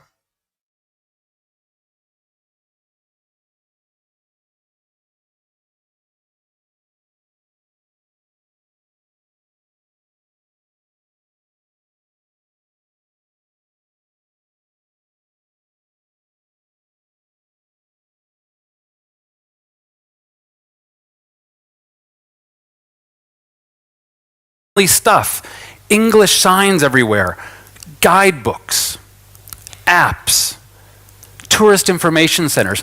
All these things, by the way, done with the best of intentions, but they keep visitors from having any real organic reason to interact with the locals.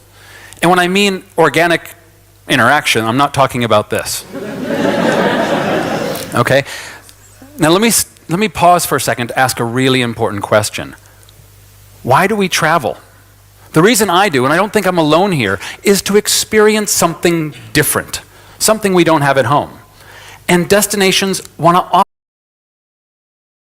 When she started school, she didn't speak any English. She caught up to other kids by reading newspapers and watching PBS. And she became a good student. Her father worked in landscaping. Her mom cleaned other people's homes.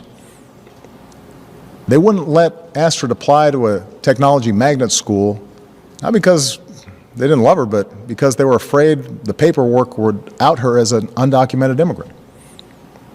So she applied behind their back and got in. Still, she mostly lived in the shadows. Until her grandmother, who visited every year. There would have been no further English exploration of the North American coastline. In all likelihood, Spain, not England, would have colonized the eastern seaboard and expanded westward. Spain would have ruled America as it did South America. There would have been no 13 colonies, no 13 original United States. The America that we know would not exist. Without a United States of America, there would be no Declaration of Independence, no Constitution, no Bill of Rights. The whole concept of American democracy, an idea that profoundly changed. I can recognize a grammatically faulty English sentence just in the blink of an eye, immediately. And people who don't speak English as a first language can't do that. The reason I bring that up, we have native speaker intuition about the world. Even with all the work you guys are doing, our machines don't have that yet. So one of the broad points we try to make is let's bring together the strengths of minds and machines. If we do that correctly, I think we can cancel out each other's failure modes. The big homework, especially for smart people, is to become more aware of the failure modes of humanity and more willing to question yourself, second guess yourself. The early American settlements were set up to be self-sufficient, so that the English government didn't have to support them. And they had to stake out territory. That was key to the colonial game. If England held the territory, Spain and France didn't. The early colonists began their adventure with what they thought was a beautiful idea. They set up a common storehouse of grain from which people were supposed to take what they needed and put back what they could. Lands were also held in common and were worked in common. The settlers owned no land of their own. Though there was no name for this system, it was an ideal socialist commune. And you can... Even if they were assimilated, English-speaking, had never been to Tokyo, men, women, children, the elderly, disabled, all of them locked up. So in 1967, Peterson wrote a lavish article. It had all these photographs, and it was about how Japanese Americans had made it. How after the war had ended, the camps had closed, how they had overcome the bias, and they were successful. They were out-competing whites. So if you looked at their income levels and so on, by objective measures, you might say, wow, this is an ethnic group that is at the top of the heap. Language. So the example would be something like English as a large majority language, which is socially and economically powerful, and then you have several indigenous languages within that world that are trying to propagate their language to their children and continue the process, but there's this constant social and economic pressure from the larger language. So we modeled that in our agent-based system, and we're looking at issues such as what factors are involved when there's more than one indigenous language in the system, how does that affect them? But also we're testing some of the techniques that have been used in real life to help revitalize the languages. And in the same way that meteorologists Notre Dame. So I was finishing a doctorate in English literature, and Marianne was an editor with Notre Dame publications, so worked for the university and started with that. So what about the dynamic of writing and marriage seems to go hand in hand for you guys? I would say that writing is so central to who we are as people, and the fact that we can give each other permission, that it's not, that some painting needs to be done or this needs to be done, household chore, that our priorities have always been our writing, whether it's been, for me, his village. He didn't know much Thai or English. So when he got to Chiang Mai, he started by trying to sell flowers to tourists in a night market, but he wasn't making much money. So he followed one of the other boys to a bar in hopes of making more money there. Just after nightfall, the bar, situated in the heart of Chiang Mai's red light district, filled with young boys just like Oi. It did not take him long to see what this job entailed. Oi eventually, extremely reluctantly, my subject. I read English at university and I just loved the novels of Henry James. He was the subject of my master's dissertation, and I just thought I want everyone in the world to know about how wonderful these novels are, and that was really what took me into teaching in the first place. So tell me, you've obviously reached this extremely prestigious position as a teacher. Tell us what you've loved most about your teaching career. I think inevitably it's fantastic to be with young people. It's so energizing, it's so rejuvenating. They make me laugh, they challenge me. I learn something from my pupils every single day, and I've just help them translate science into English. People would get it, and then we could get on with solving the problem. Of course, that assumed that if people just understood the problem, we'd act to fix it. Turns out that's not the major issue. But communicating science to the public, it involves a number of things. Simple, clear messages in plain language, repeating them often, and communicating using stories because they're sticky and memorable. But scientist training teaches them to use jargon and include all the details and caveats right up front. Never repeat what's already known, and the data speak for themselves. Ever if I was working in another language than English. But right, there's no human whose job it is to vacuum there. It's not quite automatic, because if I spill cocoa on my floor, I can grab that thing, put it nearby and say clean here, and it'll focus on that spot for a little bit. Room has recently been blasted this week in the news for some of their privacy violations, but let's bypass that for now. I just want to talk about the functions. And the thing on the left is what? It's a car, right? And the thing on the right is your car, at least the current model that I'm aware of, and it's is in English. And was that helpful in determining your pathway forward, Jane? Yes and no. I think that having a broad sort of array of interests and experiences is what you need to be successful here. Yep. Part of what you can't underplay either is a desire to connect with people. And whether you're an introvert or not, or the term I really like right now is ambivert. You can be both actually. And you're really able to be anything online and still, but you need to be invested in human connection. Right. The one thing that and it's not a translation engine on the back end of an English system. Watson actually parses and understands the language. So it, in a sense, is learning through the language, some of the dynamics in that society. So it's learning Arabic now. It's learned, French, Portuguese. So it is through the language learning essentially how we think. That's interesting. It ties into studies showing that the language you speak can actually change how you think. That's right. That's interesting. I'm not sure, maybe my question is related to the previous gentleman's. It does concern the moral aspect. Onlyness. It's not a word in the English dictionary, but I think it should be. Because at its simplest, it says that each of us, standing in that spot in the world only you stand in, get to count. That it means that quite possibly every one of our ideas matter and need to weigh in. And sometimes people ask me how I came to the term or why I came to the term. It's because I think so many people's ideas are discounted, not because their ideas are bad, but because of the power of the person that's bringing that idea. And I was just simply trying to say, actually, we need those ideas in our economy, in our growth, for our prosperity, for dignity. And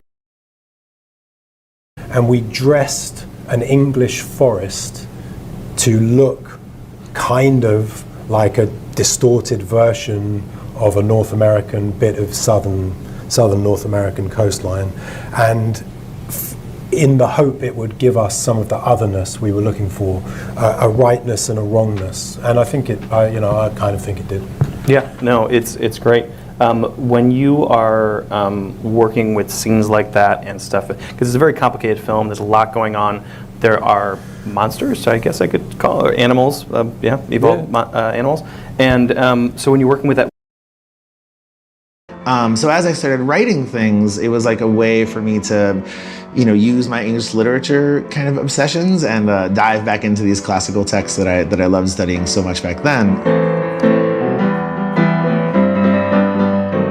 There's all these incredible stories that are just there, just stories that are in the world. And doing it, I realized that musical theater was the perfect vessel for doing the things that I want to do, which is the storytelling through music. The most interesting thing about reading old texts, texts that were written 100 years ago, 500 years ago, thousands of years ago. And English are such different languages that lead to significant hurdles for Chinese learning English. Faulty ways of learning English in China, right? So the first is that English in China is something like calculus in America. You learn it in high school, you pass in kind of a college entrance exam, and then after that it's no longer useful for you unless you go into engineering. Almost every student in China spends 10 to 12 years learning English to pass an examination. Once that's done, then often the English goes into disuse. That's because this test is all focused on grammar and vocabulary and not on speaking. The language is a behavior. It's something you do between people. And if you don't have practice, 11,000 troops were stationed along the Canadian border, and an English fleet was put on high alert, with orders to capture New York City if war broke out. Yes, the situation only de-escalated when Abraham Lincoln secured the release of the prisoners. As the Civil War progressed into a stalemate, British politicians considered interceding if it seemed like the conflict wouldn't end. But after Confederate General Robert E. Lee's defeat at Antietam, British support wavered. So, the British have come close to retaking American soil a couple of times. But now, in English, the word deviance has a negative connotation. So normally, deviance means you're in trouble, you're doing something wrong. If I call you a deviant, normally a criticism. But deviance just means an aberration from the norm, unexpected, not normal behavior. So, there are several implications of thinking of deviance on a continuum. So you can think of negative deviance, but you can also think of positive deviance. Several implications, one of which is all organizations exist to eliminate deviance. The reason we organize is to eliminate unexpected. They're doing it in English. It's a very interesting play, and she brings a lot of her own personal life in it. She talks about her real father in it, and the way they bring it up is very clever and very well done. So she wrote it as well as stars in it? Well, it's based on memoir, on a French memoir, but which has no part for a woman in it. And she wanted to do it, so they came up with this very interesting concept to give her a part in the show. It's actually, it doesn't feel forced at all. It's very well done. And then it kind of goes away a little bit from the book in the second half of the show. It's just a really, I saw a video of the premiere in Manchester, so they're kind of bringing. Privilege to be able to give Italy a voice in the English-speaking world. Now, when I told my friends that I was going to be attending the TED Talk today, and I told them what the subject was going to be, and that I would be speaking about Italy, the reaction I got was, learn, maybe, share, okay, but innovate? Innovation, Italy, how does that go together? Well, the more a country's lacking in something, the more space there is for creativity. It's had to pass two tests, an English language arts test and a math test. The math test typically had 42 items that counted for the students. So 10 years worth of work was represented by 42 items. That kind of sampling works fine if people aren't given an incentive to teach to those 42 items.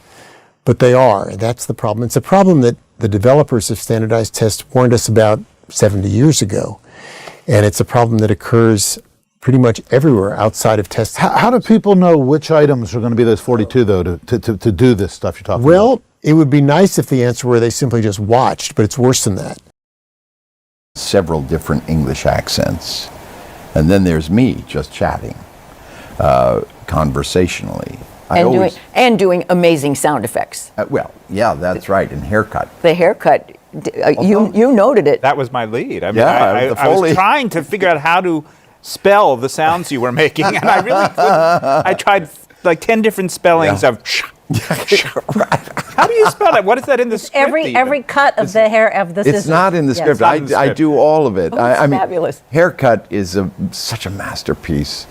There's no stage directions at all. It's nothing but the words, but it. I'd gotten a master's in English at the University of Vermont, but the outlet for writing in academia was a little strict. You know, always find some little tiny thing nobody else has noticed, and then you go to a meeting and you read your paper, and that just wasn't doing it for me. So I thought I'd try commercial publishing.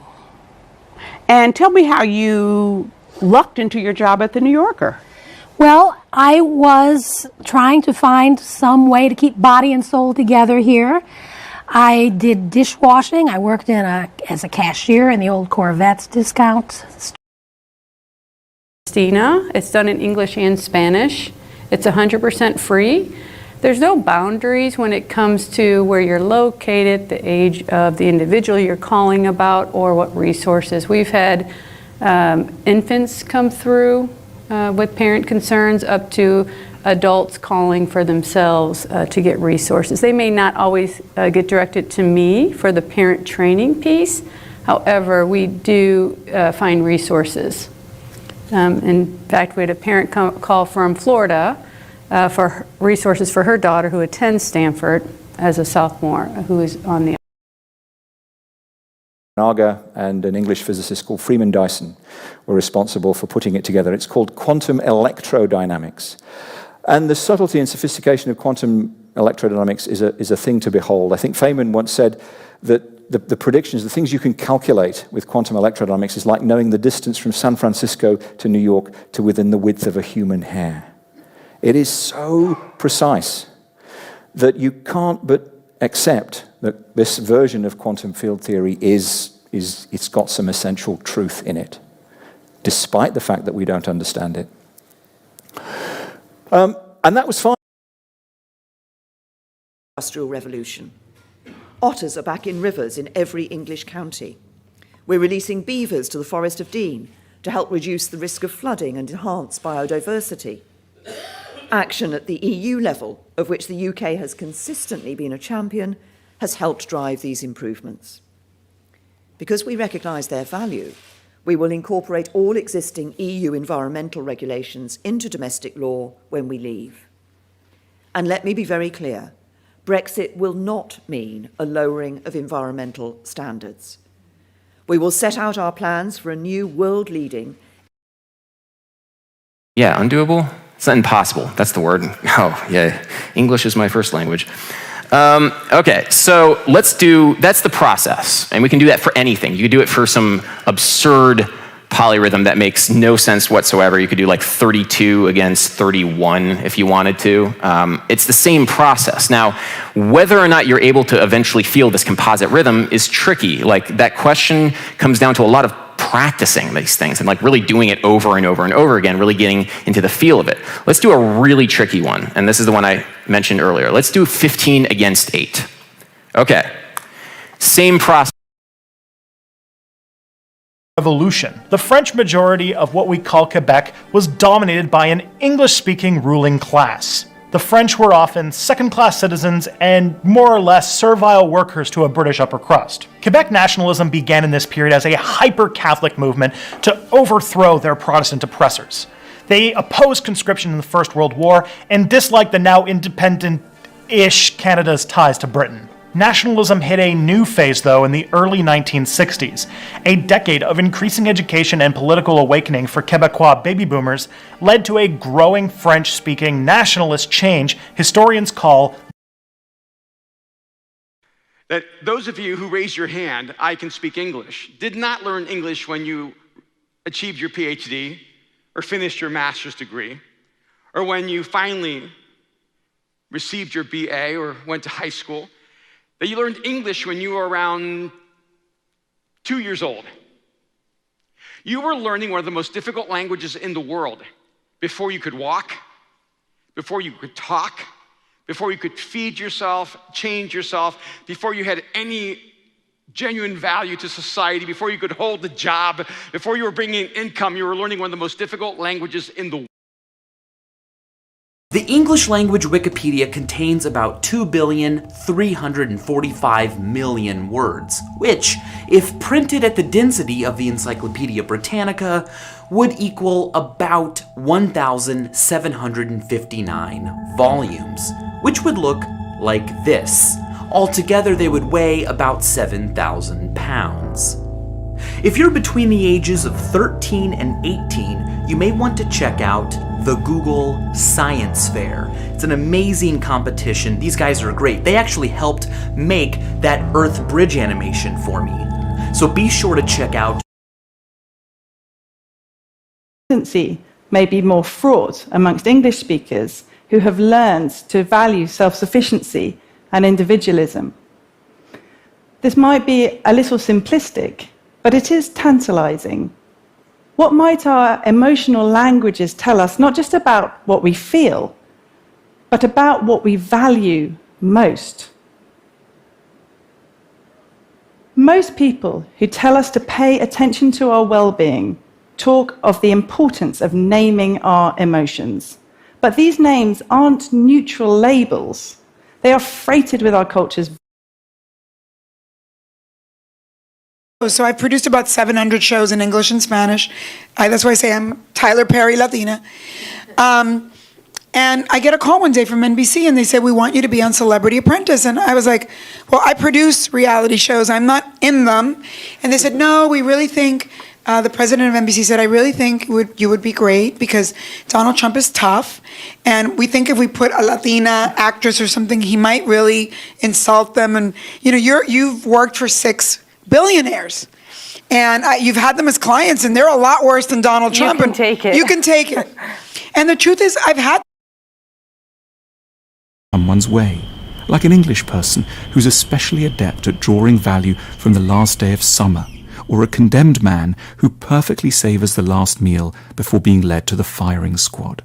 Democritus was a master practitioner of that highly admirable state of mind, cheerful despair. Once we've acquired the skill of cheerful despair, life acquires a distinctive new kind of sweetness in all its pleasant stretches.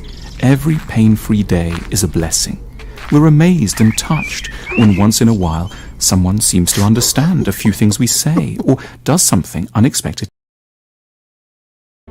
Militarily, the United States outspends all countries by an enormous margin, more than the next 8 biggest spenders combined.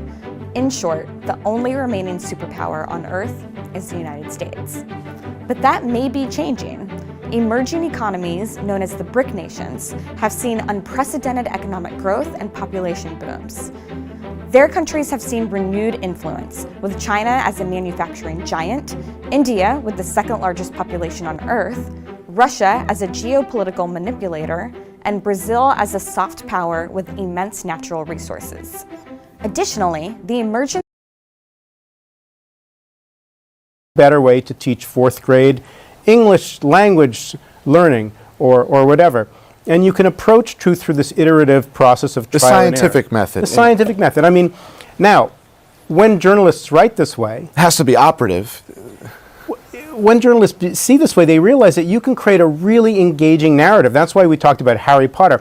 How do you keep people along for 4,000 pages? You create a narrative where people want to know where people want to know what's going to happen next. It's a narrative driven by curiosity rather than by this sort of conflict-driven narrative. Once journalists... This is English from about 1150 to 1200. And we don't just see griffins described in bestiaries, they are all over the place in medieval literature. One of the most famous examples is in Dante's The Divine Comedy. Dante, writing in the early part of the 14th century, tells of his journey through hell, purgatory and heaven, guided by the poet Virgil. And in Purgatory, he witnesses a griffin pulling a chariot of women. And he describes it that even as the griffin moved, the feathers weren't even ruffled. The griffin is associated with royalty. The Spanish Mass, they go to the English-speaking Mass. We were just talking about this in my class earlier today. Never the two shall meet. And even more so, our faith formation tracts now have a Spanish language in it. So you really don't have to interact across difference, even in the social setting of the parish, which could be a countersign, the way you're talking. Bishop Gomez was here, I think, brought by the church in the 21st century about a year ago, and we had a dinner following, and he asked, what should the church do differently on immigration? And a lot of people had ideas. We thought,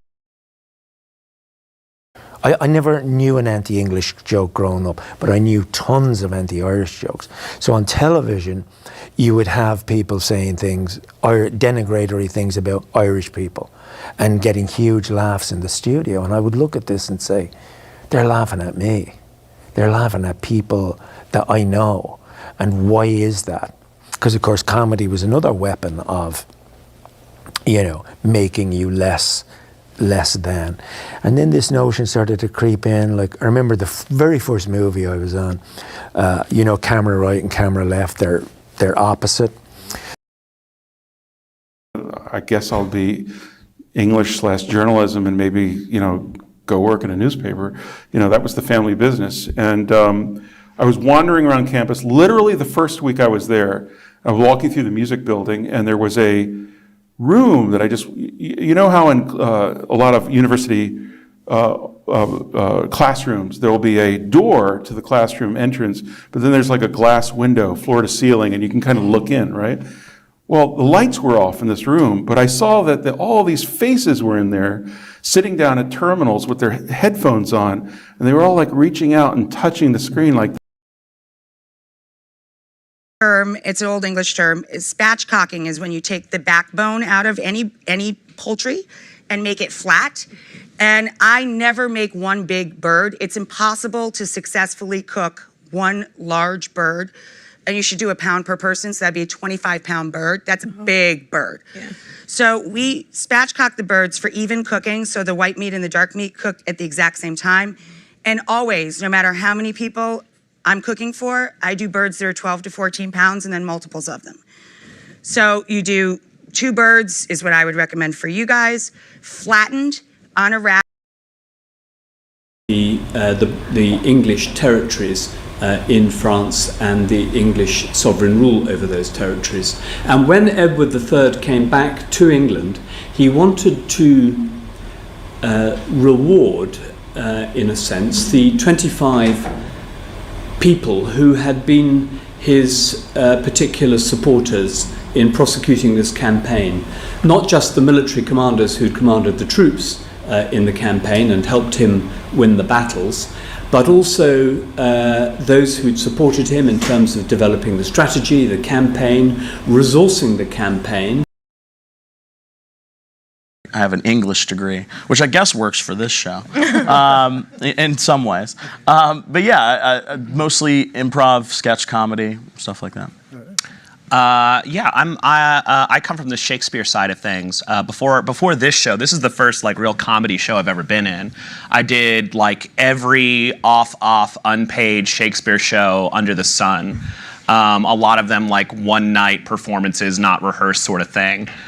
So I came to the show more from that side, but it's been a wild ride. It's been a lot of fun. You know. 3.5 years later. Yes. You see, you probably don't know this, but I'm an English professor at the University of Oklahoma.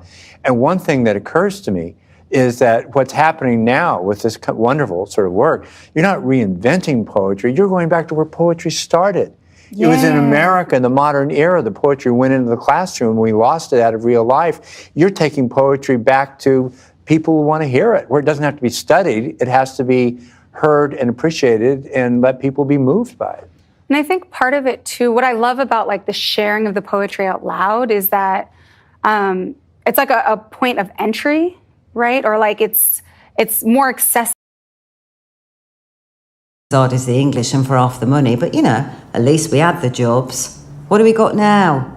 Pound shops and chicken huts, chicken cottages, even got a chicken palace. Don't know what a chicken's doing in a palace. Probably said he was a refugee. How did I vote? I don't see what that's got to do. Well, if you must know, I voted leave like everybody else I know. Well, except for Pavel next door. But he calls himself Paul, but we all know he's Polish. Actually, my dad did the same thing. Although I was an English major, I apologize. And I found what these people did. And then through my own experience of centered leadership and being at McKinsey and being a consultant and on, I put them into a structure, which is first, one CEO once said to me, just tell me what to do first, second, third, in that order. So I tried to order the actions at the end of each chapter based on, if you don't know where you are, start at the top, and if you've already done that, go to the place where it's now news for you. Great. I know that I am managing people. People always say, okay, well, where do I start? Of being forgotten. In the early part of the 21st century, the English artist David Hockney ran a major advertising campaign for trees. At the start of the 16th century, the German painter Albrecht Dürer launched a comparable campaign around the value of grass. And in the 1830s, the Danish artist Christian Købke did a lot of advertising for the sky, especially just before or after a rain shower. In the psychological field, the French painter Pierre Bonnard carried out an exceptionally successful campaign for tenderness, turning out hundreds of images of his English language, I don't know, for lack of a better term, propaganda channel. She visits him in the Ecuadorian embassy where he's hiding from extradition requests, and visits him there in September 2013 to talk about renewing his show on Russia Today.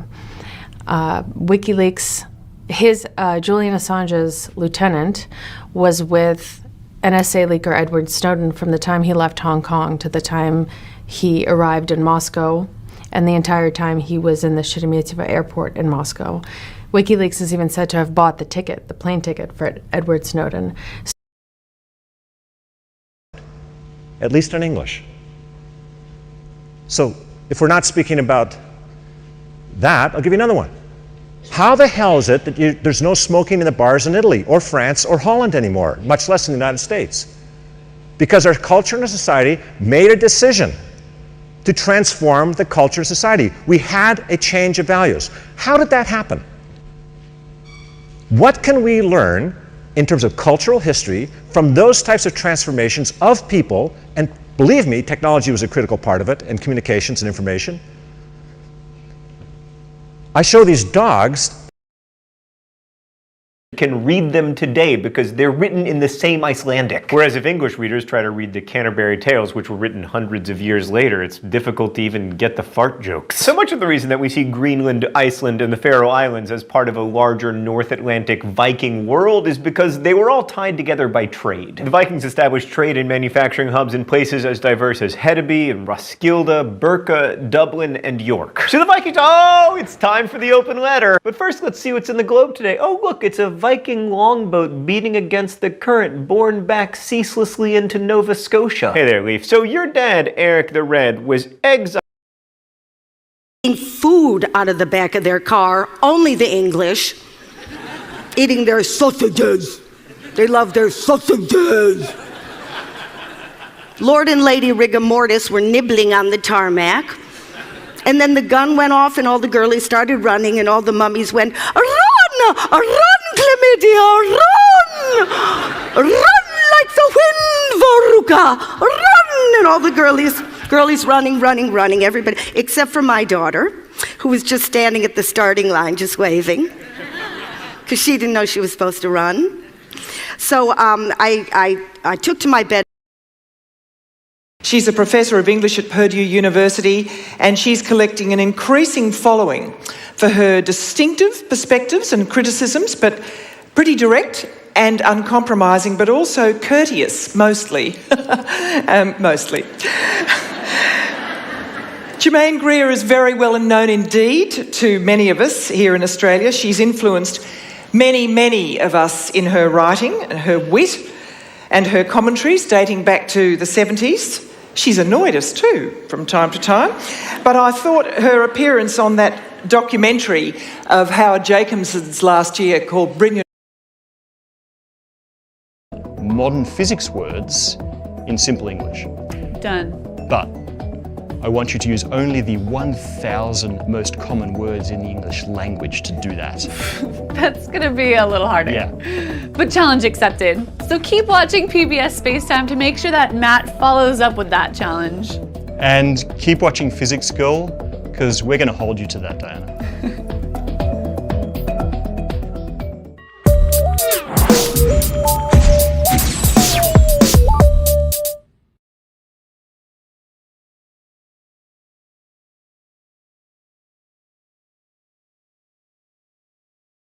By a bunch of Catalan cooks who cooked in the English royal court. And so we named the restaurant after this book. And when we decided to move to Manresa, and we slowly morphed away from this Catalan influence, you know, we became more and more enamored with the local ingredients here in California. And that's really where we started to do our focus on. And when we decided to relocate, we found the space that's now Manresa. We called it Manresa as a working title. Manresa is the name of the town next to Barcelona. This was painted by an English painter of the 18th century named Thomas Gainsborough, who got his start in art very young. He became interested in artwork when he was a child and convinced his father that at the age of 13 he had to pick up and go to London to study with the masters, and had a kind of meteoric rise to prominence in the art world. Did his parents have a background in art, or did he just... No, that was something he took an interest in, and in fact he wanted to be a landscape painter, but like many artists who want to be landscape painters, they needed to do something to make a better living, and painting portraits is a way to do that. We have to remember roughly 1 in 5 Australians speak a non-English language at home, the most common ones being Mandarin, Italian, Arabic, Cantonese and Greek. So it's roughly 20%. By comparison, the last survey, and it was a while ago, but the last survey of 150 lower house MPs showed that just over 5.3% came from a diverse language background. So that's 5.3 versus 20. Okay, next question. How many of you were born overseas? Okay, a lot more hands. It's probably like, I don't know, a quarter. I'll venture a guess because that's what the statistics say. Over 25% of us, there was no English spoken at home. We ate only Chinese food.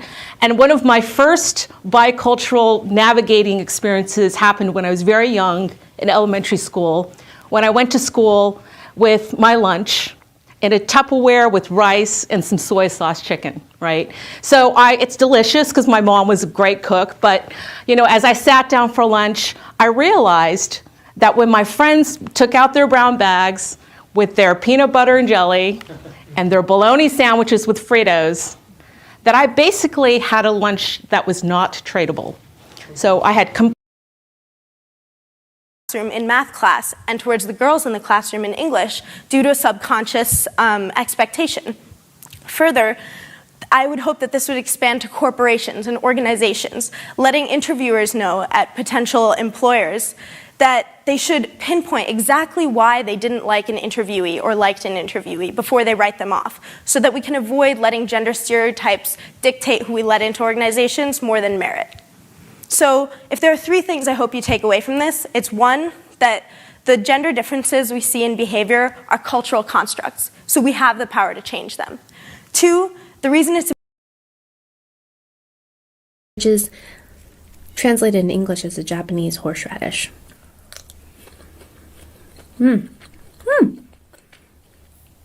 That has some fish flakes in it as well, and salty and wasabi, so it has a little bit of that nose flaring action. Great. I think I actually like the salmon one the best in terms of just having an all-around really delicious seafoody yummy flavor. This rice, I have to say, is wonderful. For those people out there that eat rice, you guys know that nothing is worse than cold rice. It has this really hard, terrible, stale texture. But because this has been heated so thoroughly, it's nothing like that. It tastes like fresh steamed rice. Okay, first, English is a fluid language, a mishmash of more languages than any other modern tongue. And octopi is a sufficiently common usage that it's in essentially all major dictionaries. So I use the Latin plural of an etymologically Greek word. When the hordes of octopodes rise from sunken Raleigh to hearken his coming, these silly grammatical quibbles will seem kind of frivolous, don't you think?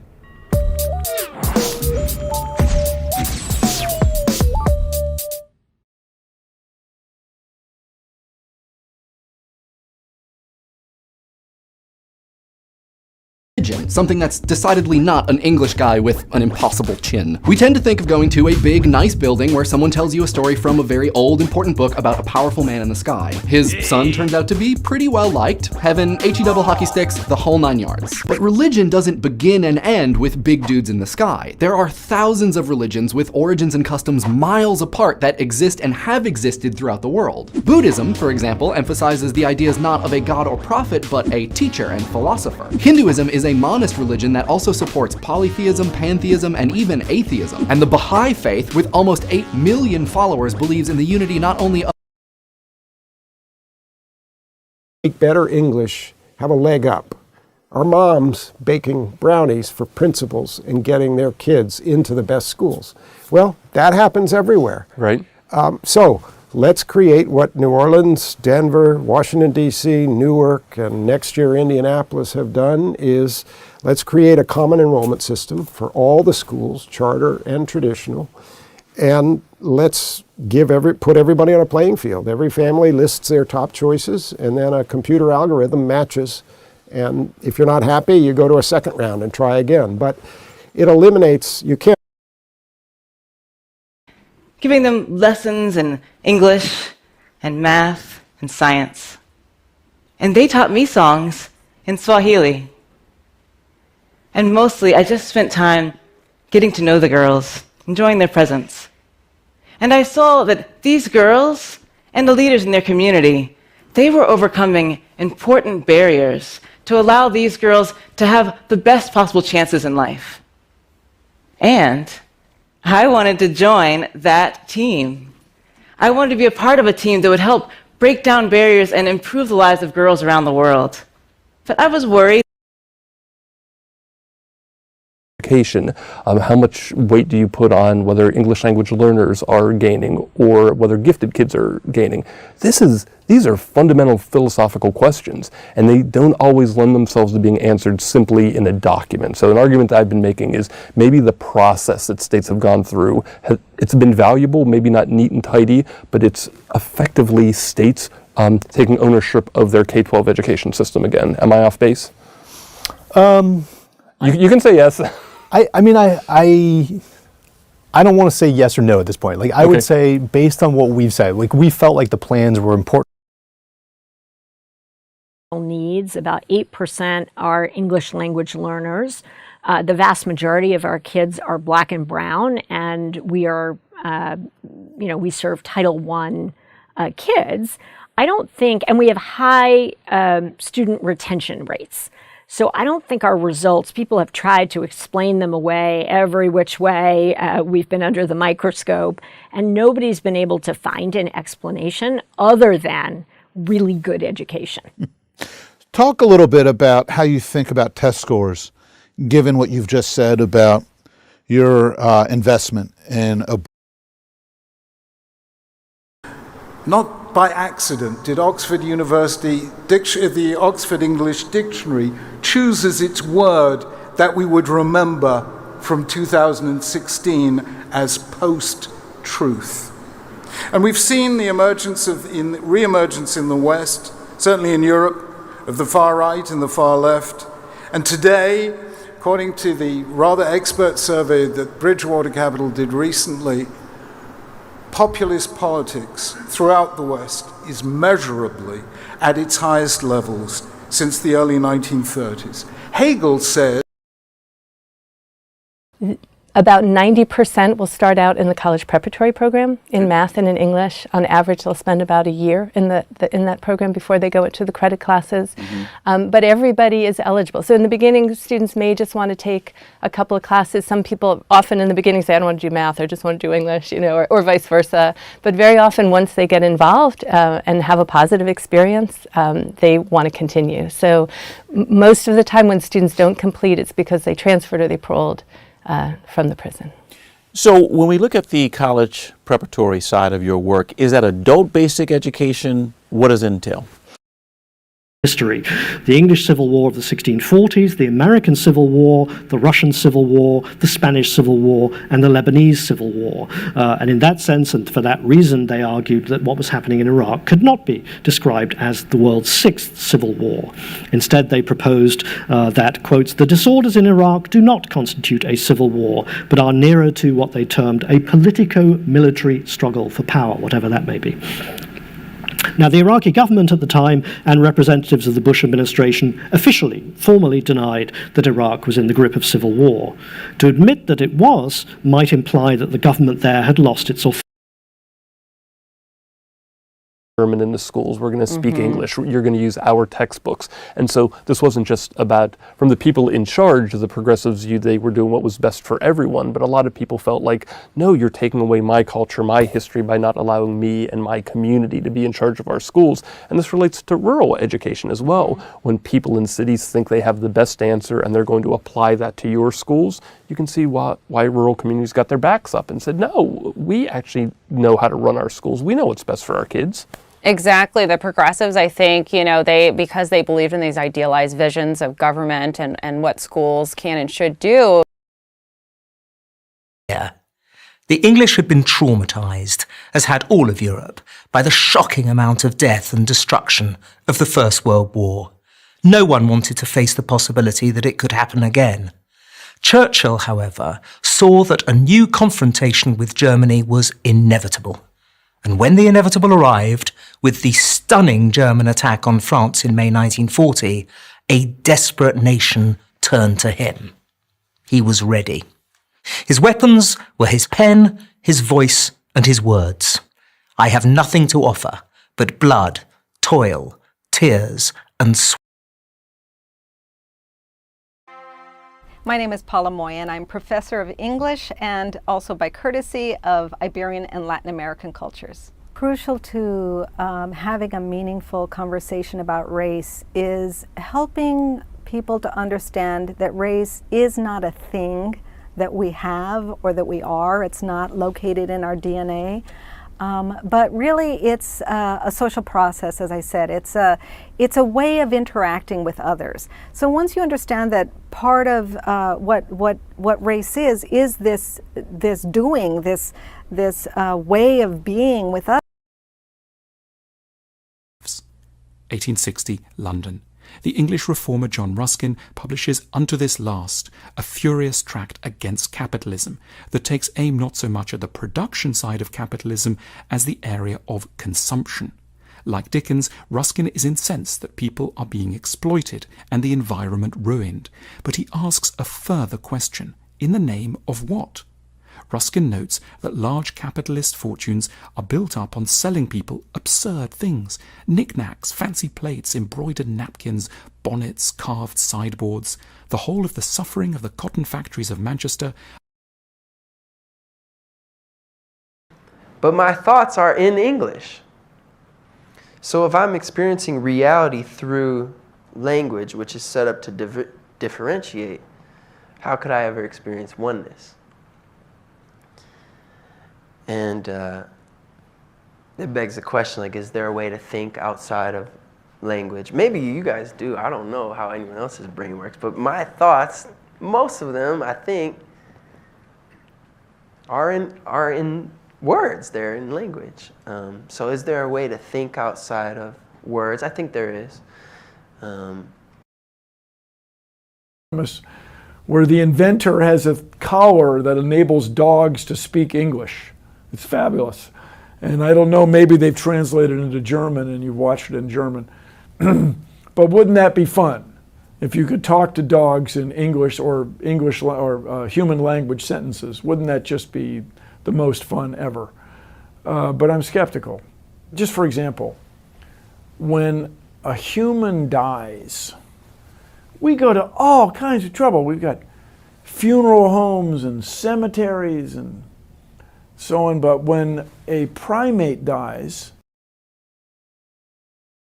And I had the opportunity through a scholarship to go and work in Ghana as an English teacher in what would have been the second semester of my senior year in high school.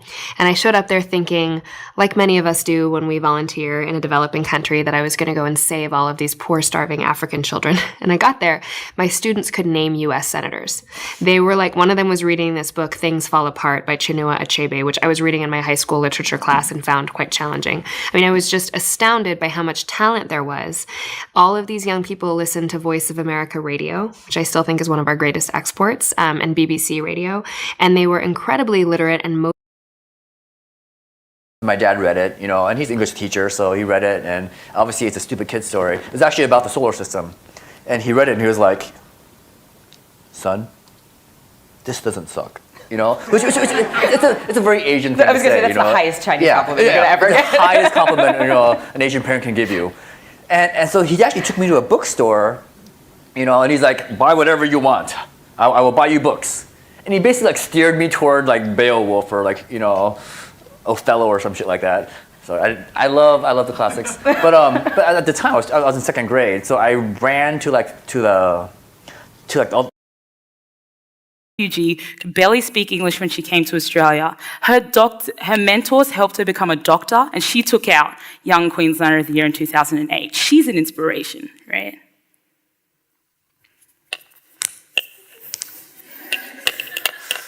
This is so not smooth. Anyway, this is me. But I'm also the woman in the red clothes, and I'm also the woman that was in the abaya at the beginning. Would you have chosen to mentor me if you'd seen me in one of those other versions of who I am? Because I'm that same person. We have to look. Helping a young woman master the English language, or going the extra mile for a student with special needs. Change will come from the bottom up. But what we can do, all of us in federal government, is reward states that are pursuing forceful and effective and consistent approaches with Race to the Top grants. There are a number of different strategies that school districts are employing to fix these schools that are in such tough shape. One strategy involves replacing the principal, replacing much of the staff, and giving the school a second chance. Another strategy involves inviting a great nonprofit to help manage a troubled school. Brainwashed, okay, by male scientists to believe, and these are women who are in the English department. I mean, a wonderful education they had in biology and so on. So, I mean, at any rate, Amelia Earhart, okay, yes, of course, never was like this with men, because this is the point. Okay, so Amelia Earhart has in fact, my next book, my next essay collection, I'm going to reproduce the page from Newsweek magazine, okay, 1963. Okay, I wrote in a letter to the editor that was like their #1 letter. I'm 16 years old, okay, at that point, okay. And what was it? Oh, I know it was. Then they put a picture of Amelia Earhart there, and it was Valentina Tereshkova. Okay. Might think that they should be making it too. I wish I could annex that word from the English language. Now, the real thing I want to talk to you about today is end papers, because that's the definition of success for me, and I put end papers in that goddamn book, so I'm a success now, and I don't want to hear anything else about it. Thank you. Oh man, they look so good. And there's spot gloss on the cover too. I'm such a real deal, it's great. Okay, so we line ourselves up with these cultural notions of success, and we worry that we aren't making it, but there's this other problem when nobody's talking about it, or nobody's. As you heard, I was an English major, and that meant that I liked reading and writing. It also meant that I had no idea what I was going to do with my career. The self-help guides that I read said I was doomed, because they claimed that to have a successful life, you had to have a clear goal in mind and then work relentlessly for that goal. But that isn't how life worked out for me. As a matter of fact, almost nothing I've done in my career was planned in advance. I could hardly have predicted that I would get into politics, for instance. When I stepped into the auditorium, first described by English astronomer Francis Baily in 1836. Because the moon and sun are very nearly the same apparent size, totality is brief. The longest it can last is only about 7 or 8 minutes.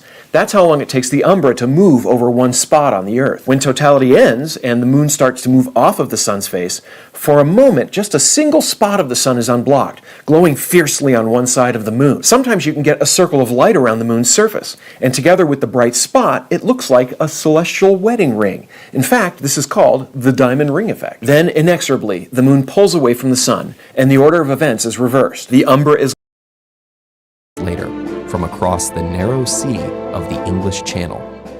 Henry Tudor was a direct descendant of the first Duke of Lancaster, raised in exile after his father's death in a previous rebellion. With Richard III's power grab causing a split in the York faction, Henry won support for his royal claim.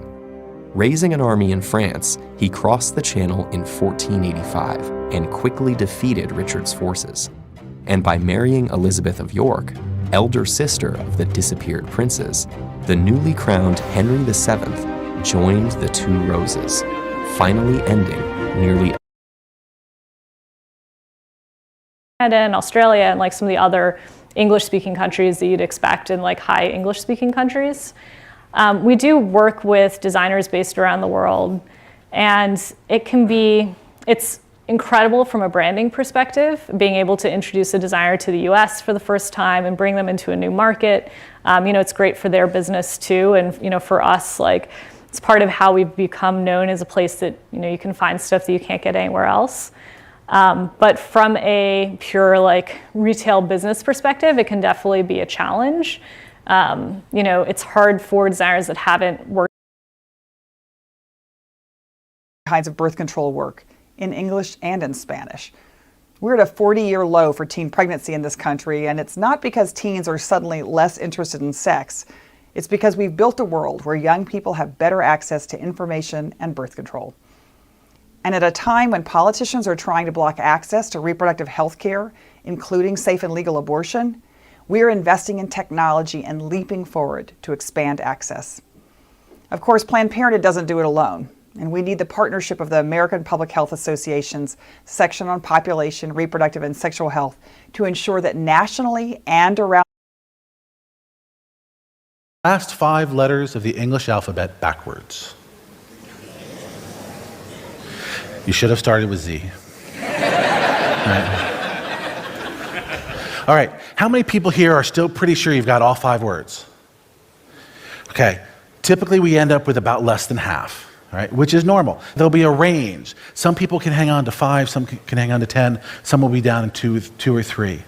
What we know is this is really important to the way we function. Okay? And it's going to be really important here at TED because you're going to be exposed to so many different ideas. Now, the problem that we have is that life comes at us. not just in English, but many other languages too. But if being left-handed is so wrong, then why does it happen in the first place? Today, about 1/10 of the world's population are left-handed. Archaeological evidence shows that it's been that way for as long as 500,000 years, with about 10% of human remains showing the associated differences in arm length and bone density, and some ancient tools and artifacts showing evidence of left-hand use. And despite what many may think, handedness is not a choice. It can be predicted even before birth, based on the fetus's position. A crush on you, if you're going to get an A in English, where you should apply to college. I don't care about any of that. I hand the deck back unbroken. My mother disappeared 10 years ago, and I want you to help me find her. I don't do missing people, Serenity says, in a voice that doesn't allow even a sliver of but. You don't do kids, you don't do missing people. What exactly do you do?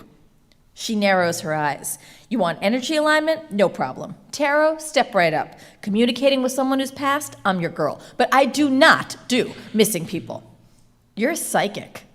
Different psychics have different gifts, she said. And she took me aside and she said to me in her broken English, "Your music has helped my daughter so much. Thank you for staying here. We're all so grateful." And I thought, this is fair. This is this. A couple months later, I was in Manhattan, and I tweeted for a crash pad, and at midnight, I'm ringing a doorbell on the Lower East Side, and it occurs to me, I've never actually done this alone. I've always been with my band or my crew. Is this what stupid people do? Right? Rosie's family credits Brianna with helping Rosie to learn English. A few years ago, Brianna started to struggle academically. She was growing frustrated and kind of withdrawn and acting out in class. And her mother was heartbroken over what was happening. Then they found out that she was going to have to repeat second grade, and Brianna was devastated. Her mother felt hopeless and overwhelmed and alone because she knew that her daughter was not getting the support she needed and she did not know how to help her. To a language like English, where a raised pitch at the end of a sentence implies a question? As an Ethiopian American woman, I grew up around the language of Amharic, Amarinya. It was my first language, the language of my parents, one of the main languages of Ethiopia. And there are a million reasons to fall in love with this language. Its depth of poetics, its double entendre, its wax and gold, its humor, its proverbs that illuminate the wisdom and follies of life. But there's also this melodicism, a musicality built right in. And I find this distilled most clearly in what I to allow you to improve your English.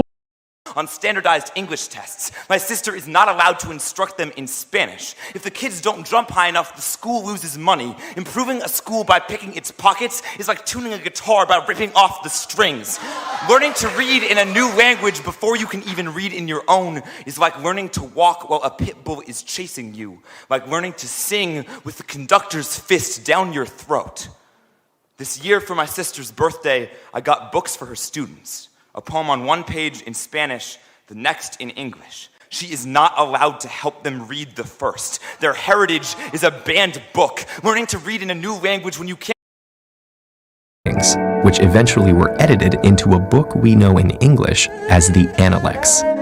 Today, millions of people worldwide adhere to the principles of Confucianism, and though the precise meaning of his words has been debated for millennia, when asked to summarize his teachings in a single phrase, Confucius himself said, "Do not inflict upon others that which you yourself would not want." 2,500 years later, it's still sage advice.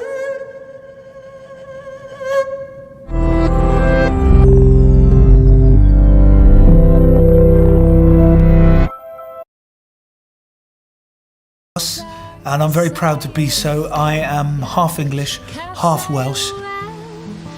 My family has always had a farmhouse in West Wales, and it is, I have to say, my favourite place on earth.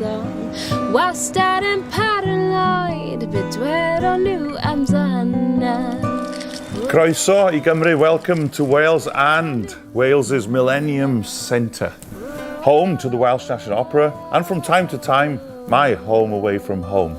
I'm really proud to be born Welsh, to perform in Wales, and to live in Wales. Call Wales my home.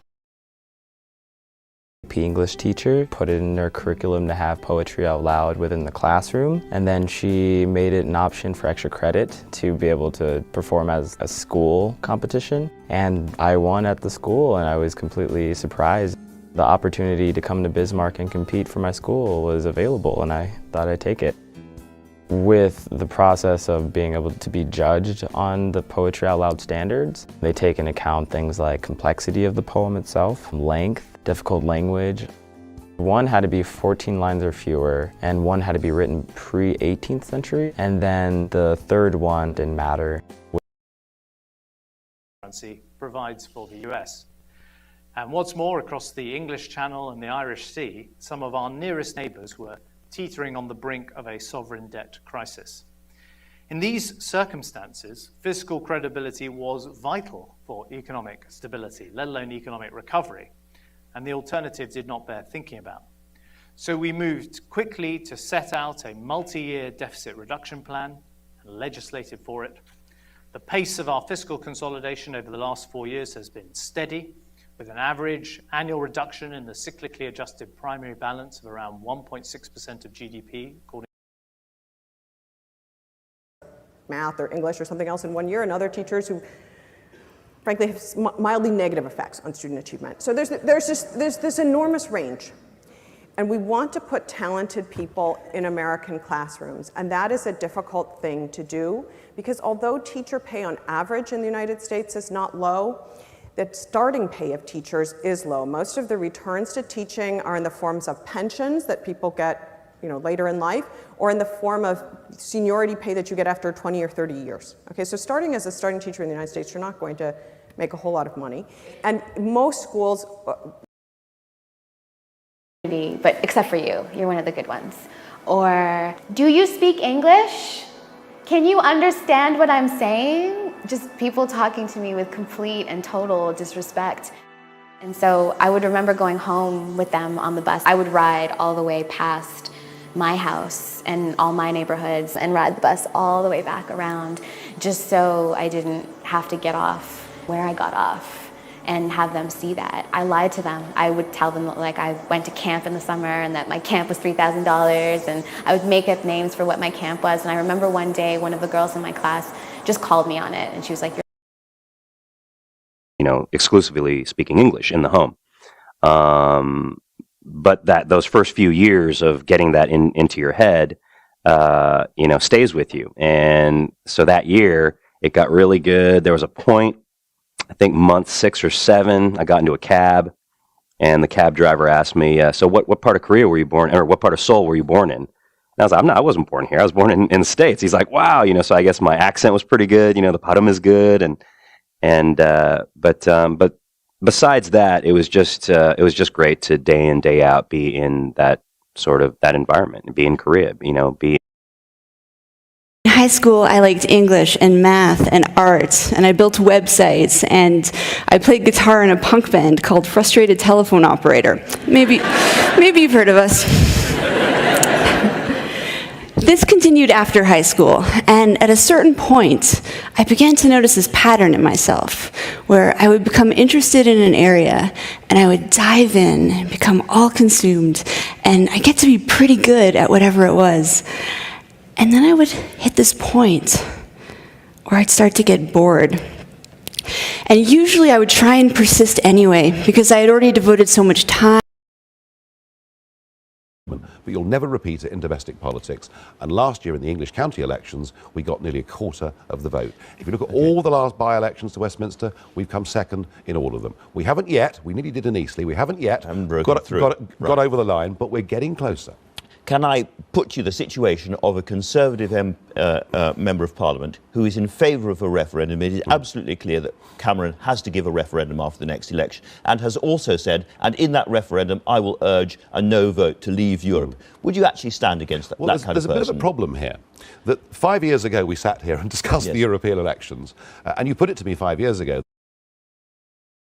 Check out skeptical websites, and do not, careful, because there are English words that come to us from Greek.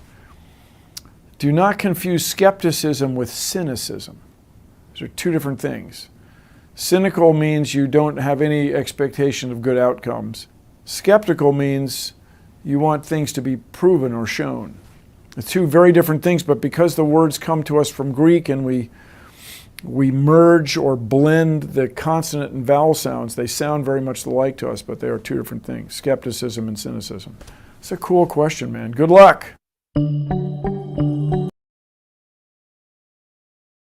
To support his family, he drives to 3 different Ohio universities to teach 6 English classes.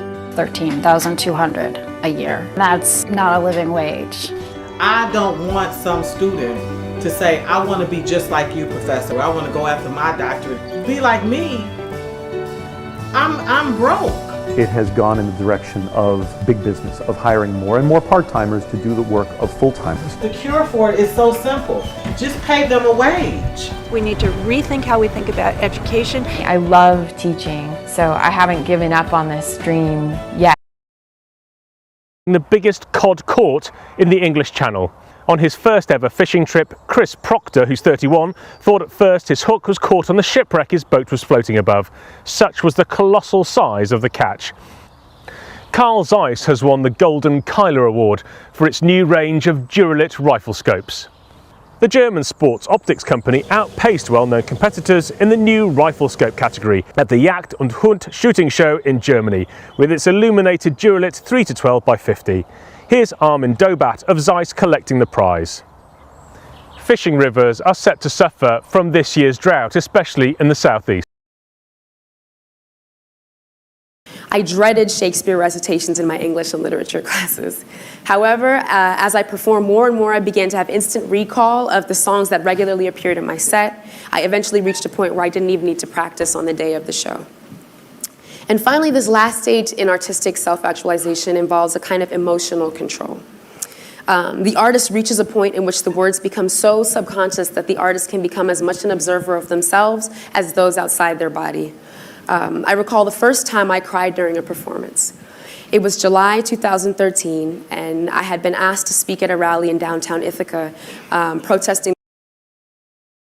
Here as an assistant professor of English decades ago.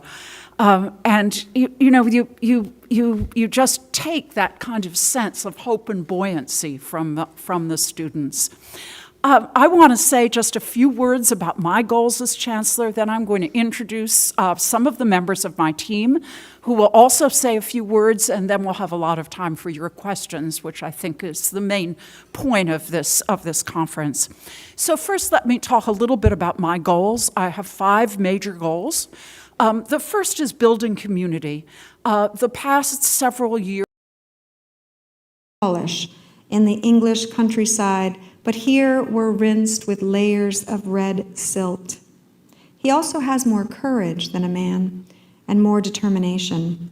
He'll fight for what belongs to him, no matter the size or strength of his rival. And if the rival has a drop of cowardice, he's dead already. I wanted my father to go on talking all the way to the Elkingtons' farm and even further. If I just listened hard enough, I thought, I might someday know everything he did. What if 2 equal lions battle for territory? Or campus. They are American Studies, Anthropology, English, History, CSRE, SimSys, STS, CS. I throw those acronyms in for you. We have graduate students, we have people from the medical school, we have people from the law school, we have DCI fellows, we have Knight fellows. Everyone is coming to this for some reason. And what all of the students tell us, one of the things that they love about this is that that creative writing at Stanford has become a crossroads of the values and the inquiry and the disciplines that are happening at Stanford today. So as you can see in this landscape, the idea of help. They, as I said, need tutors, they need mentors, they need people to teach English as a second language or to teach basic reading. So there are so many things that can be done, but it will require thought and it will require pulling together at the local level to do so. But I thank you for raising that important issue. Item 3. Ma'am, in light of the new administration's differing positions on some of the things that your office is pushed to promote, like body cameras for police and other kinds of policing reforms, are there any steps that your office is taking to ensure that some of your most popular reforms live on? In high school, there was a really great English teacher called Mrs. Lowe who had, did an after-school drama thing. And I remember doing a play, and I remember it was the first thing I was any good at. You know what I mean? It was the first thing I realized I had some skill that other people didn't have. And so I just stuck to it. I liked the way you could change people's perception of you because you were doing something that they didn't expect or knew that you could do. Which is not really a great reason to start a career, but, So I think we in Scotland understand because it's feelings that I don't think maybe the English language has good words. Give it a shot. It's kind of like this, almost like this sense of clarity. This sense of where I felt like my life, I had maybe been in this murky, in murky water, and you're swimming in murky water. And for the first time, you realize, oh my gosh, it's crystal clear. This is crystal clear. So the Holy Spirit allows you to see. Instead, we can show by saying something like, your car will smell like an English garden right after a spring rain with top notes of your grandma's fresh-baked oatmeal cookies. Or, if you're on the freaky deaky side, make your SUV smell like an unwashed tank top from Gold's Gym. Hey! We don't judge. Here's another example. Let's say you sell something more abstract, like leadership training. An example of telling would be, want to feel more important and significant at work? Instead, showing might sound like this. Want coworkers to snap to and put down their phones? Woman. She is learning English, and not only that, she is now volunteering to help other vulnerable women. The guys in the car wash. 5 of them bravely decided to leave with the police and unseen that day. We assisted them to get better accommodation and also safe and secure employment. I would like to leave you today with the words of William Wilberforce. You may choose to look the other way, but you can never again say that you did not know. Thank you. Canal was still fresh on people's minds. Canali was mistranslated in English to canals, implying artificially made structures. People see what they want to see and they hear what they want to hear. The prospect of a technological civilization on Mars inspired businessman turned astronomer Percival Lowell. He built himself an observatory and dedicated his career to studying Mars. The Lowell Observatory is famous for the discovery of Pluto, but that was later. Lowell was obsessed with the Martian canals. He spent 15 years making sophisticated drawings of its surface. De Gooyer is professor of English at Willamette University, where she focuses on the intersection of law, politics, and aesthetics, and just recently was appointed fellow at the Radcliffe Institute at Harvard University. Stephanie, welcome. Thanks for being here today. Thanks for having me. Congratulations on this book, which is timely. You were saying to me that you actually conceived of it prior to the rise of Trump and Trumpism, although the machinations of Brexit and the contemporary politics were certainly in the development. How do you apply this idea of a right to... In the future, the word tumor will disappear from the English language. We will have years of warning that there is a colony of cancer cells growing in our body. And our descendants will wonder, how come we feared cancer so much? Cancer is going to become like the common cold. That is, we live with the common cold. It doesn't really kill anybody, except maybe if you have pneumonia. But for the most part, we tolerate the common cold because it's too difficult to cure 300 different varieties of rhinoviruses. In the future, we may see... And so she taught English and history, and from her, I really understood what it takes to be an educator. I saw her learn the floppy disk drive, to the hard scan disk drive, to zip drives, to flash drives. She's constantly had to educate herself, and I've always been so inspired in the creative ways that she motivates her students to keep growing and learning as well as she grows and learns. And so I was on tour with Wicked. Wicked was one of my favorite Broadway musicals. It was my dream show that I've always wanted to be in. And I was in Louisville, Kentucky. It might be the case that language itself, or at least English, I don't know how this functions in other languages, just might have a hard time with this. That we might literally not have the perceptual or the conceptual acuity to be able to describe these things without using all of these words that just almost get it. And so this comment is really great, also worth a read.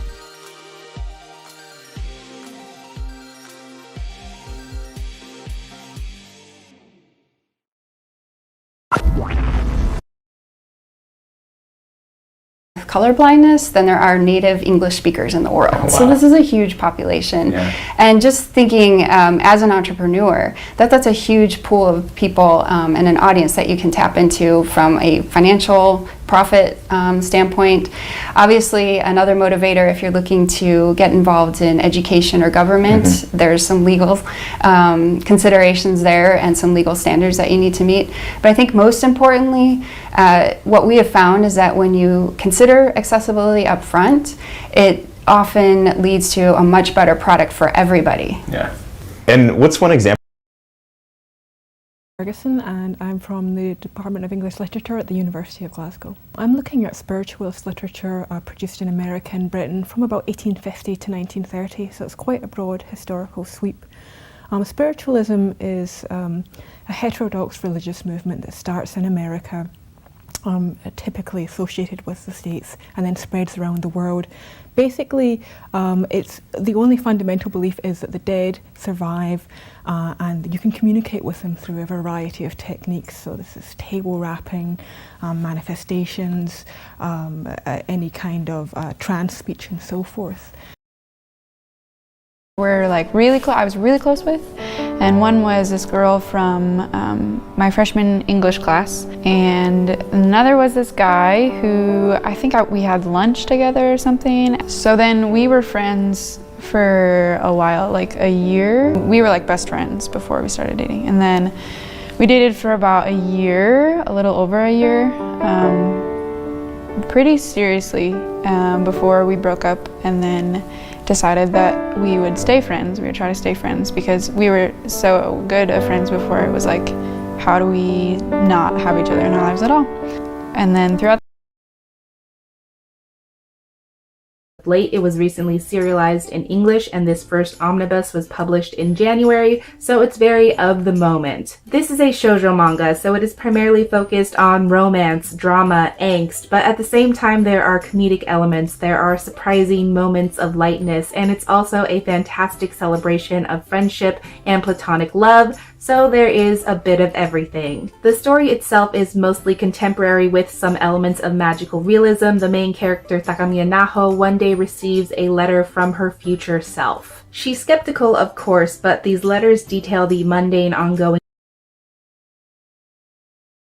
You know where the numbers are less in your favor? That would be losing your documents from something like a hard disk failure, someone nicking your laptop, or, it just going kaput. And that's why you need Backblaze. Now, I always try out the sponsors that we use on this channel and my other channels, but these guys I have genuinely been using for years before they even heard of me and thought they would like to sponsor this channel. I signed up originally because they were just the best option that existed. But why is this?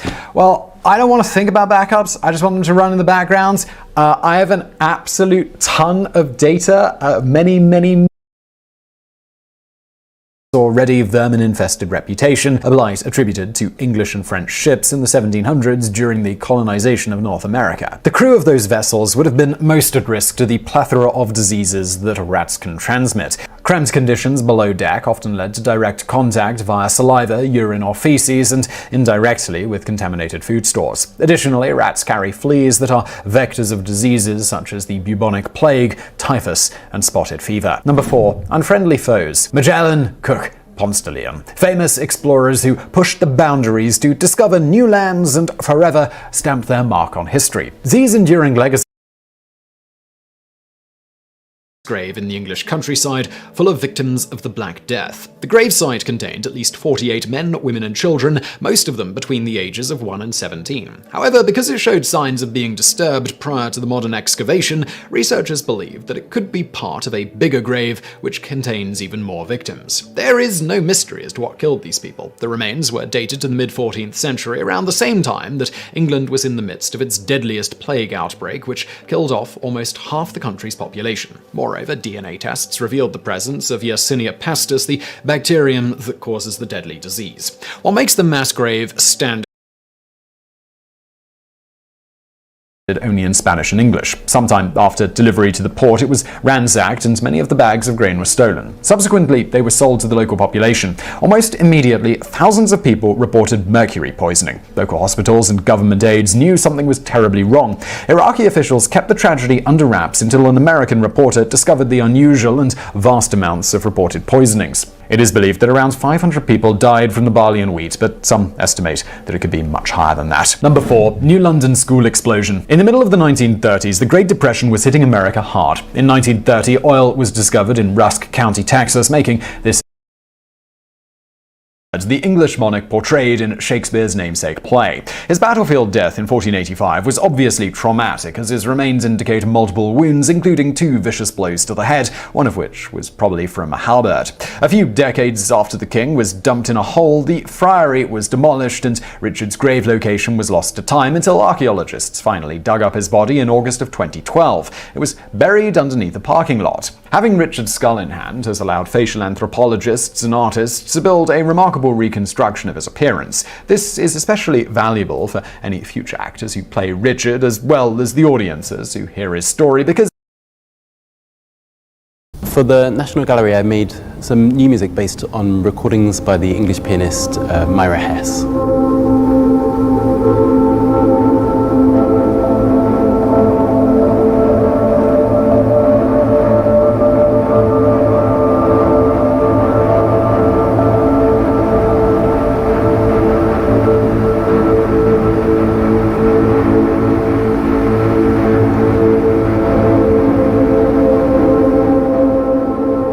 Hess is perhaps best known for her arrangements of Bach for the piano and for performances that she gave.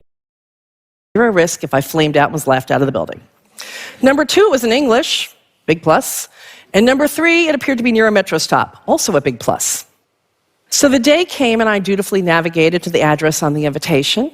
And when I got there, I looked up and there was a long brick wall.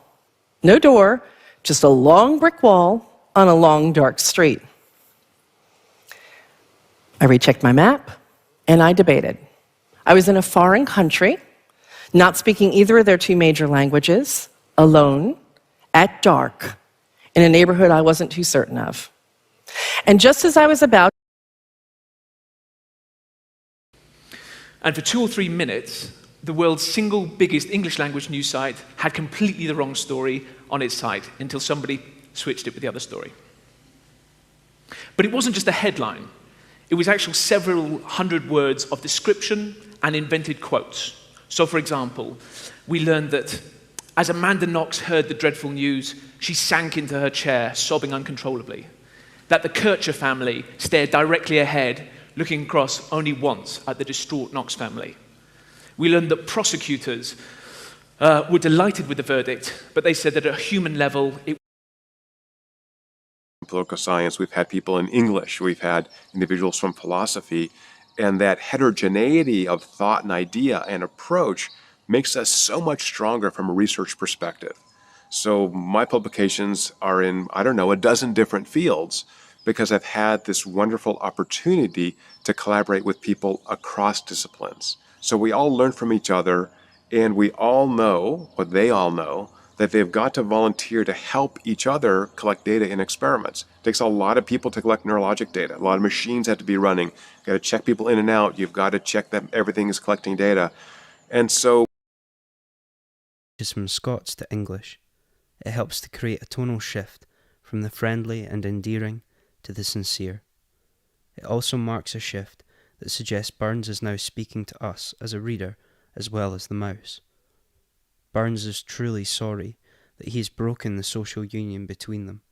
He even goes so far as to put himself on the same level as the mouse when he reminds us that they are both earth-born and mortal beings. In the 3rd stanza, he shifts the tone back into Scots. He tells the mouse that he doesn't doubt that while Cecil James Sharp was a British musician who awakened modern interest in English folk song and dance. Raymond Lee Ditzmars was an American naturalist and considered the world's leading herpetologist. I'll let you look that one up on your own. Popcorn usually pops at around 150 degrees Celsius or 300 degrees Fahrenheit. And finally, Labrador Retrievers are a breed of sporting dog trained to discover and fetch killed or wounded game, principally aquatic birds or pheasants. I know that some people find useless information a complete waste of time, but I've always tried to give it the benefit of the doubt in my life. Which, if you were to translate to English, would be Harry Hill. But the filmmakers opted not to keep the proper Norwegian pronunciation, nor to translate the name, but instead to just anglicize it to Harry Hole. Harry Hole? Harry Hole. Mr. Hole. This is Harry Hole's phone. Ah, great Harry Hole. I don't really have a point here, but it is very funny. In the film's prologue, a woman and her son are visited by a police officer named Jonas. The boy believes that the abusive man is his uncle, but discovers that he is, in fact, his father after English class, but I didn't hate you. And so I was just, and I would, in the early days, I would gloss over my family's experience. My father was an alcoholic, World War II veteran with PTSD that had everything to do with the culture of silence that reigned in our house. We didn't talk about the elephant in the room, even though it was crushing us. And then when I was sexually assaulted when I was 13, I didn't tell anybody because we didn't talk about things. But in that audience in Phoenix, I didn't say those things. I said, well, my dad went through. Jonathan Harker is an English solicitor or lawyer traveling to the castle of Count Dracula in Transylvania because the Count is buying Carfax Abbey in England. Harker records details of the trip in his journal for his fiancée, Mina Murray.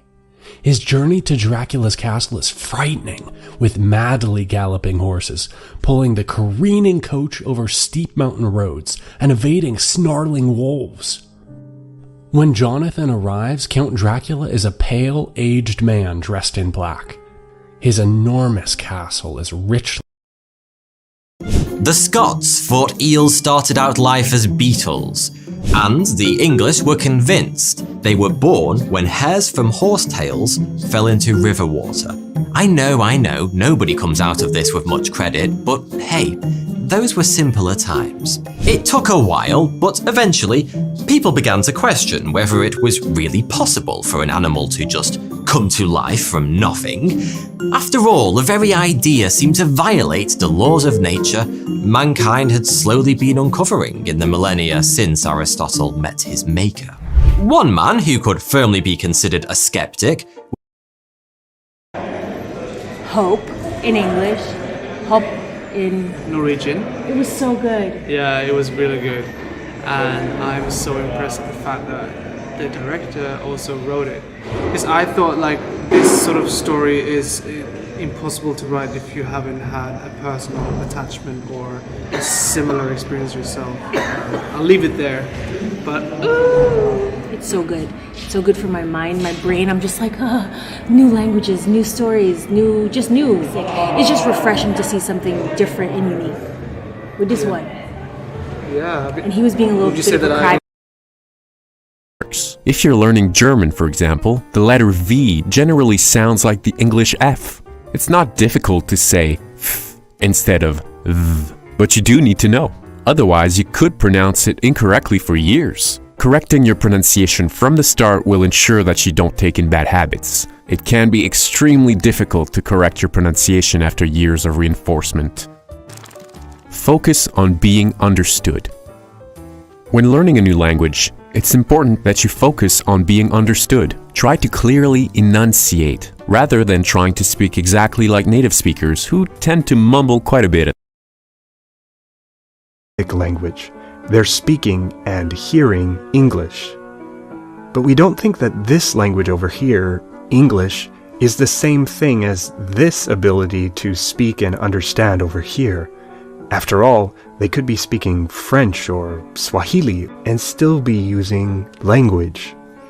So what is it that sets language apart from all these languages? The characteristics of our human language ability are the subject of intense debates, and here are some of the questions that get the brawl started. Is our ability to speak something we learn? Thoughts on that too. But one of the most Googled questions in the English-speaking world is the one that kids are famous for asking and grown-ups are notorious for avoiding because they just don't know. Why is the sky blue? Just give me a couple minutes and I'll let you know why. This is the world's most asked questions.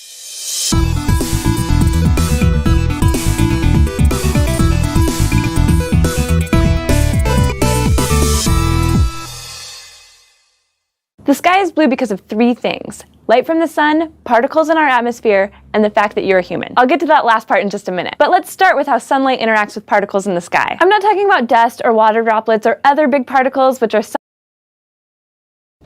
Hello, my name's Jared. Today we're going to look at tips for job interviews in English. First, practice. You only get a few minutes to impress the interview panel, so make sure that you practice the answers to common interview questions. Ask a friend to play the role of an interviewer. Answer the questions and get some feedback from your friend. Try again until you're happy with your responses. Next, make sure that you research the company you are applying to. If you know someone who already works there, maybe you could ask them about working for the company. He was an English scientist and clergyman, and he was fascinated with classification. He in fact developed a whole new language that he said could classify the universe into 40 categories. In some ways, this actually reminds me of the early approaches of symbolic logic in AI, although weirdly, no one seems to have claimed this system from 1688 as being an AI system, but I think there's something in it. A century later, the focus of classification had zoomed in from the universe to the human face. And we start to see the emergence of these pseudosciences of phrenology and physiognomy as ways to classify people based on everything from their face to tradition. It was even reported that Goen changed Nissan's official language from Japanese to English. This irked a lot of people at Nissan, but at the time, it was hard to deny the man's success. Up until now, he made Michelin see big profits, turned Renault completely around, and now restructured the entire company of Nissan, all of which were deemed impossible before his leadership. By 2003, Nissan announced that they were out of debt completely, and their operating profit exceeded 11%, up from 1% in 1999. And in 2005, Nissan announced that they had sold 3.6 million vehicles that year, which was 1 million vehicles more than just 4 years. My three favorite words in the English language are not like I love you, it's you were right. There are now dozens of studies showing that cloth masks work, but that's not to say that all cloth masks are created equal. Here's what we've learned so far. Multi-layer, high thread count cloth masks block upwards of 80% of all respiratory droplets coming from the person wearing the mask, and more than half of the really small droplets and particles. Even those tiny particles that do get through don't travel as far. The effectiveness of some cloth masks even seems to be on par with surgical masks. And we've learned that masks don't just protect. Big. That's just dull. In English, even something as simple as Alexander the Conqueror or Alexander the Horseman are a step up, because they're at least a little more specific to him. Anything is better than the Great. It's an example of what's so wrong with our abuse of hyperbole. A name that's supposed to mean everything ends up meaning absolutely nothing. Anyway, that's my spiel. I hope you had a great time learning about Alexander the... damn it, Great.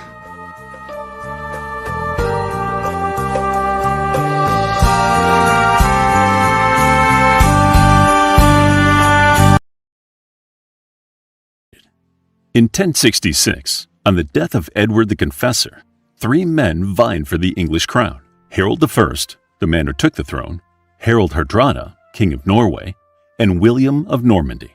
This rivalry led to 2 invasions. Harold I defeated the Viking army at Stamford Bridge, but was defeated himself at Hastings by William, who on Harold's death crowned himself king on Christmas Day 1066. To control the defeated Saxons, William gave vast tracts of land to his own lords and constructed a number of large stone castles. To raise money, he instructed that a... But I was an English schoolboy and I actually did look like that, but not in the white sense. Shorts and cap and a little bag that I always would lose and my mum would get upset and everything. I grew up in Wandsworth, and I went to school in Wimbledon, which is well known for its tennis. And I was sort of taught by Jesuit priests, which is always a handful, the Jesuit priests, that is. And but they instilled in me. 29. The English crystallographer Kathleen Lonsdale showed that benzene rings are flat, symmetrical around a central point, and the bonds were all the same length. Plus, in chemical reactions, benzene doesn't react like an alkene with some double and single carbon bonds. For example, alkenes react easily with molecular bromine. The bromines add with anti-addition across the double bond. This doesn't happen with benzene. We need harsher conditions or a catalyst to make anything happen. And even when it does, only one bromine atom adds and we keep the pi bonds. It turns out that the electron distribution in benzene swept the chantries away. The English Reformation was at its most destructive, and all images, decorations and ornaments were abolished, along with the bells and smells redolent of Catholicism. Puritanism had arrived.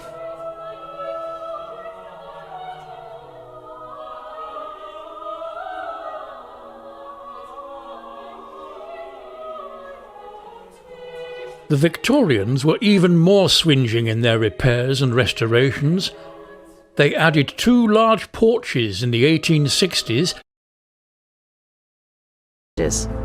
In English language and linguistics, you'll learn how to analyse the structure and use of language. You don't need to have studied linguistics before, as you'll receive an extensive grounding in your first year. You'll be taught by academics who are at the cutting edge of research. From neurolinguistics to forensic linguistics, our expertise and teaching spans numerous disciplines. We work with linguistic material in many different forms, from around the globe, from prehistory to today. And our students develop skills that span the arts and sciences. Our foreign language students learn to master. Most English scientists were skeptical of the work, but Thomson was enthralled by it. His first paper, published at 17, was a defense of Fourier. While it was straightforward to apply Fourier's analysis to tidal curves, the computation required was enormous. First, divide the tide curve up into short time intervals, and for each interval, multiply the tide level by a sine wave with the frequency of interest.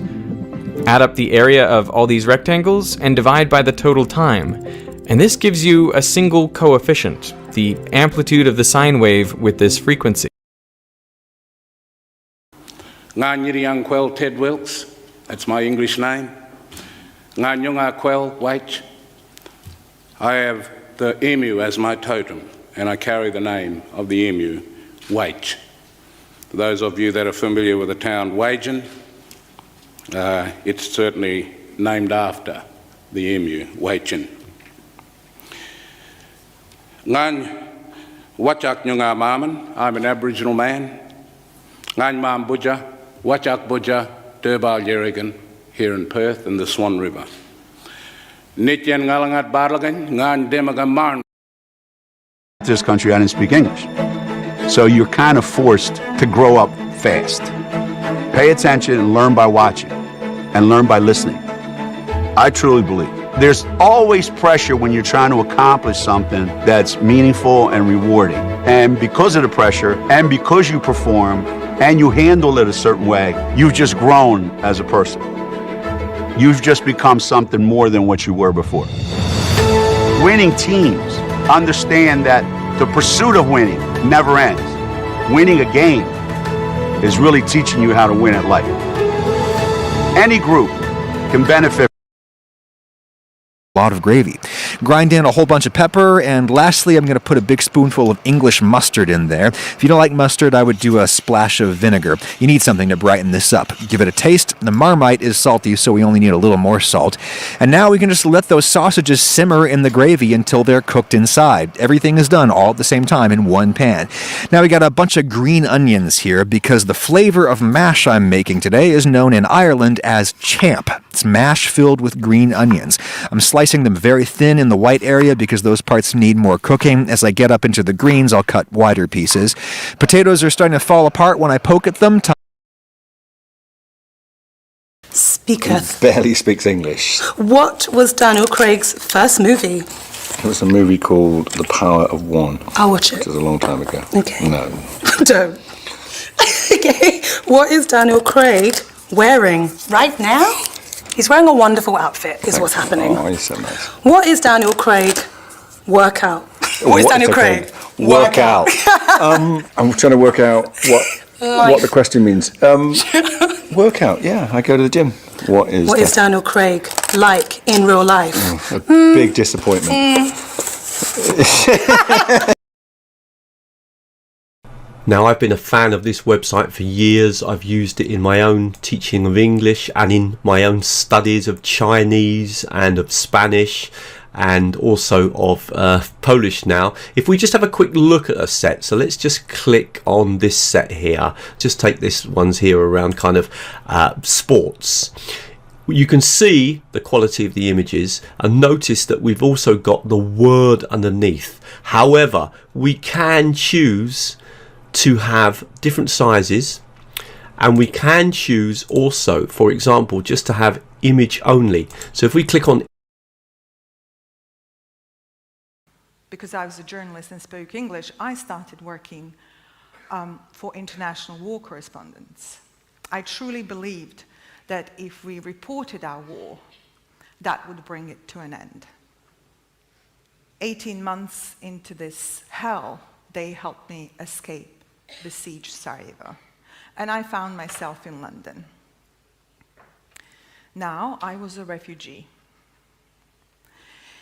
and I survived, but my entire life and my identity had been taken away from me. Art history for everyone. Today we are going to look at the English artist Stanley Spencer, whose work is a rich mix of spirituality, religion and eccentricity, played out against the backdrop of one small village in England. Stanley Spencer was born on the 30th of June 1891 in a semi-detached house in the High Street of Cookham-on-Thames, Berkshire, England. His grandfather had built the property and several others in Cookham, and his cousins lived next door. The family had lived in the village for generations, and Spencer lived there 3 Lower Baggot Street, Dublin, to English parents. He was named after, so his father claimed, his famous ancestor, the English philosopher, scientist and former Lord Chancellor, Francis Bacon. Edward, his father, was a racehorse trainer, a veteran of the Boer War, and worked at the War Office during World War I. His mother was Christina Firth, a steel heiress who lived and loved the life of a socialite. His childhood was spent at Canny Court, County Kildare, but it was blighted by severe asthma. He also created this poster of Jane Avril for her show at the Jardin de Paris. Her English chorus girl costume and more sophisticated and refined style led to a very long and successful career. During 1894, Lautrec visited Amsterdam to study the paintings of Rembrandt and Frans Hals, and in June and October visited London, where he displayed his posters in the Royal Aquarium. In May 1895, Lautrec was again in London and met Oscar Wilde. She employed a housekeeper, a young English woman named Virginia Haggard, to look after him. She was 28 years his junior and spoke French. She tidied his rooms, cooked and brought him flowers to paint. Eventually, she became his companion and later his lover. The relationship lasted until 1951. But in the late 1940s, retrospective exhibitions were held of Chagall's work in New York, London, Zurich and Bern in Switzerland. They were hugely successful, but Chagall longed to also knew it would be pointless to try to change her mind. Early in 1935, Chagall met the English journalist Malcolm Muggeridge, who was working for the Calcutta Statesman. They had a brief affair, and when he left India later that year, she began to travel around the country. She enthusiastically embraced Indian culture, deciding to wear only saris, and focused on painting India's poor, particularly the everyday lives of women. She painted them at the market, at weddings, and undertaking menial domestic chores. However, in 1934, he met the English abstract artists Barbara Hepworth and Ben Nicholson, and he heard the music of Louis Armstrong for the very first time. But his health was declining, and he became seriously ill and was unable to paint for most of 1935. Yet his work was becoming more and more popular, selling well in Great Britain and the United States. But in Germany, the reaction was quite different. Under Hitler's regime, his painting was declared degenerate. A National English Weekly published an advertisement entitled Art for Mission, Kashmir. The advert contained an image of Hussein's painting of Mother India as a nude woman posed across the map of India. Subsequently, the painting itself was withdrawn from auction and death threats followed, so he decided to leave India. He moved to Doha in Qatar, where he would live during the winter, spending his summers in London. He did this for the rest of his life, often expressing a strong desire. There was no English translation up to that point. You see the family home, you see a Christmas dinner, you see a church, you see a priest, and he's hearing this confession of this man right here. And this man is telling him that he's jealous. If we look at it, we can actually see that it's Jesus. And then we kind of find, it's a flashback to what happened that morning, and we see Buddha. And Buddha and Jesus are together. And what's happening here is that Jesus is leaving. He's a little bit excited. He's a little bit, he's got it's winter, he's got his cap on and his shades on. And Buddha's wondering, what's his books. His Spanish is better than the English translations, but the English translations are better than some of the best English poetry out there. You know what I mean? So he will be one. Garcia Marquez just died. He was another great one of the writers. I knew all the Sandra Cisneros and Victor Villaseñor, but I also, of course, read everybody that I can. African American writers. I read writers from Europe. I'm totally into the immigrant experience. I read the Jewish American writers, Irish American writers. So I'm reading everybody I can just to learn about great literature, because great literature, is great no matter what. The only problem is an essay written by English mathematician G.H. Hardy, in which Hardy provides a justification that mathematics has value, even if it doesn't have practical applications. If you've seen my last video about the story of Ramanujan, you may remember that Hardy was the Cambridge professor who invited Ramanujan over from India to come and work with him. And if you've at all strayed into the philosophy of mathematics, you have likely come across Hardy's apology. He says, "I have never done anything useful." On an English plaque, it got to Russia, it showed up in illuminated prayer collections and books of Psalms, and then it took a dark turn. It began to portray the Jews as violent. Depictions of the piercing of Jesus' side were originally illustrated like this, at the hand of a Roman centurion. By 1166, the scene had changed to this. Now, a Jew, identified by this hat, is stabbing Jesus, while other Jews look on and smile. And again here. It soon became a default image in Catholic iconography, and this hat now became associated with the deicide charge, the idea that accused in a Telecino documentary titled Asalto a la Casa Blanca, or Storming the White House in English, of having forged postal votes himself to provoke the suspicions of foul play that led to the postal votes being discounted. However, nothing was ever proven against him in the courts. One court case that was proven involved a Real Madrid member named Domingo Alberto Villaverde, who was found to have falsified at least 24 postal votes while he was working on Juan Miguel Villamir's campaign, and he was handed a suspended prison sentence of 15 months. So, in that summer of 2009, Florentino Perez stood uncontested in the new elections and returned to the presidency, where he I want to watch and learn from. And for the non-English speakers out there, the entire catalog is available with subtitles in multiple languages. The first 1,000 people to use the link or my code Undecided with Matt Farrell will get a 1-month free trial of Skillshare. Thanks to Skillshare and to all of you for supporting the channel. Now back to how quantum computers could freeze global warming. Now clearly by tapping into subatomic physics, quantum machines could make today's supercomputers look like a Commodore 64. I'm having flashbacks to playing Super Huey as a kid.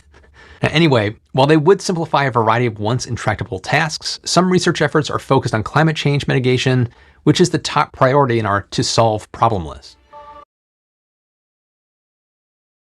Casual grace relied on reason as the highest merit, and the English statesman and philosopher Francis Bacon, whose regard for inductive reasoning gave birth to empiricism and the modern scientific method.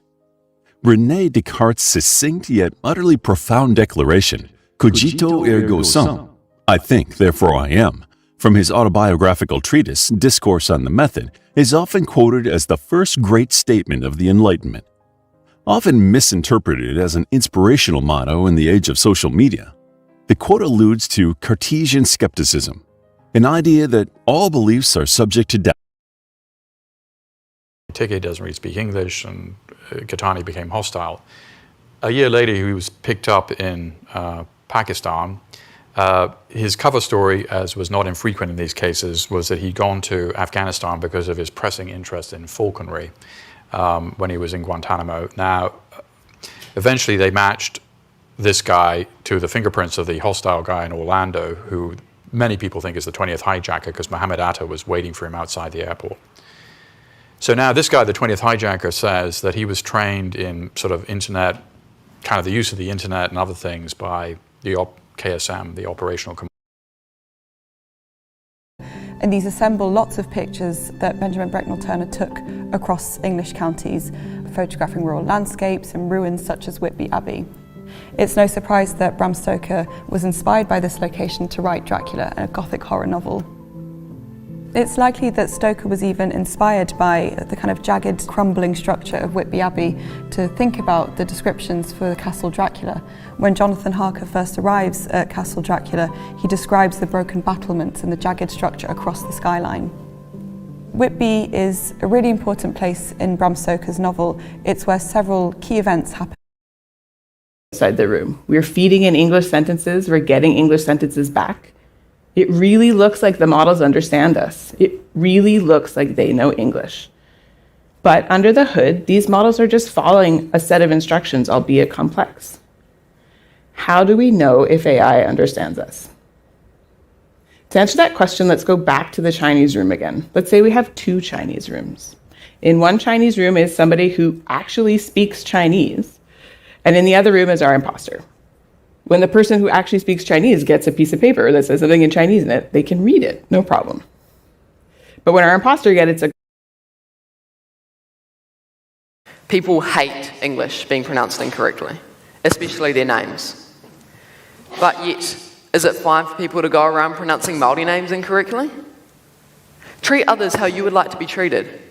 If you expect someone to pronounce your name correctly, no matter how simple your name is, then you should be able to pronounce Māori names correctly. And if you can't, then you should learn. I've heard stories from my college of people with Māori names who have classmates who always incorrectly pronounce their name. Is it because it's too hard to pronounce, or simply because they just... About 3 kilometers from Belsen. At this time, when she was interviewed by an English journalist who asked her why she had committed the crime she had, Irma unashamedly replied, "It was our duty to exterminate antisocial elements so that Germany's future would be assured."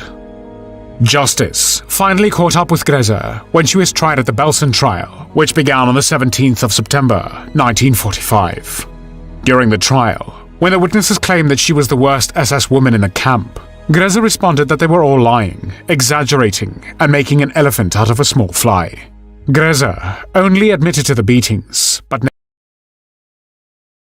tribal elder didn't speak a word of English and traveled with her for 6 weeks, came out of nowhere, taught her how to find food in the outback, took her to sacred areas that no one was supposed to go to. Mr. Eddy became one of her most cherished memories of her whole journey. One day I got a telegram from her, I was in Hong Kong, and the telegram said, could you please bring me a rifle?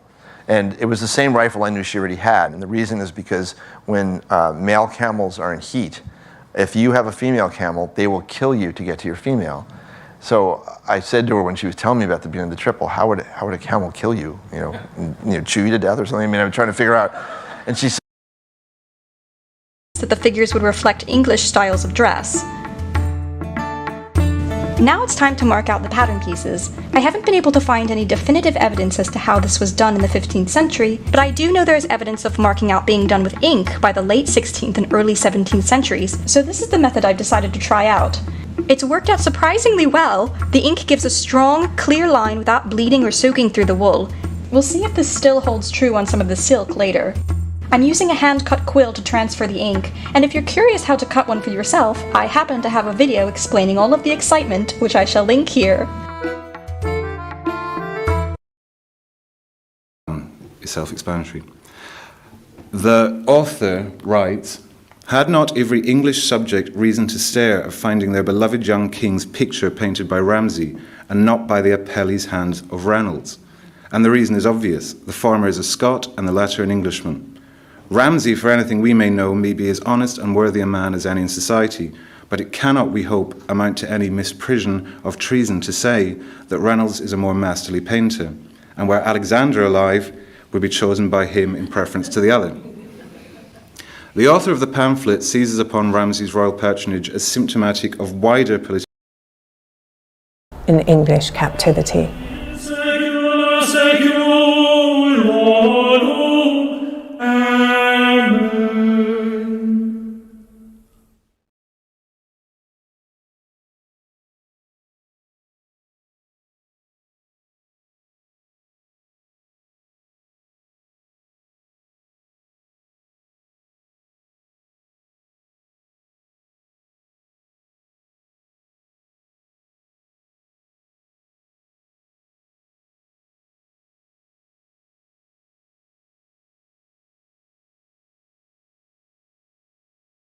Dollars were allocated, and extra tuition in English and mathematics was budgeted for, regardless of what missed out, which was usually new clothes. They were always second-hand. 2 pairs of stockings for school, each to hide the holes in the other. A school uniform down to the ankles because it had to last for 6 years. And there were rare but searing chants of slit eye and the occasional graffiti. Asian, go home. Go home to where? Something stiffened inside me. There was a gathering of resolve and a quiet voice saying, shifts. Somehow she found time to study English and gain IT qualifications. We were poor. All the dollars were allocated, and extra tuition in English and mathematics was budgeted for, regardless of what missed out, which was usually new clothes. They were always second-hand. 2 pairs of stockings for school, each to hide the holes in the other. A school uniform down to the ankles because it had to last for 6 years. And there were rare but searing chants of slit eye and the occasional graffiti, Asian, go home. Who either doesn't speak English or against those who don't speak Spanish fluently. It is amazing to me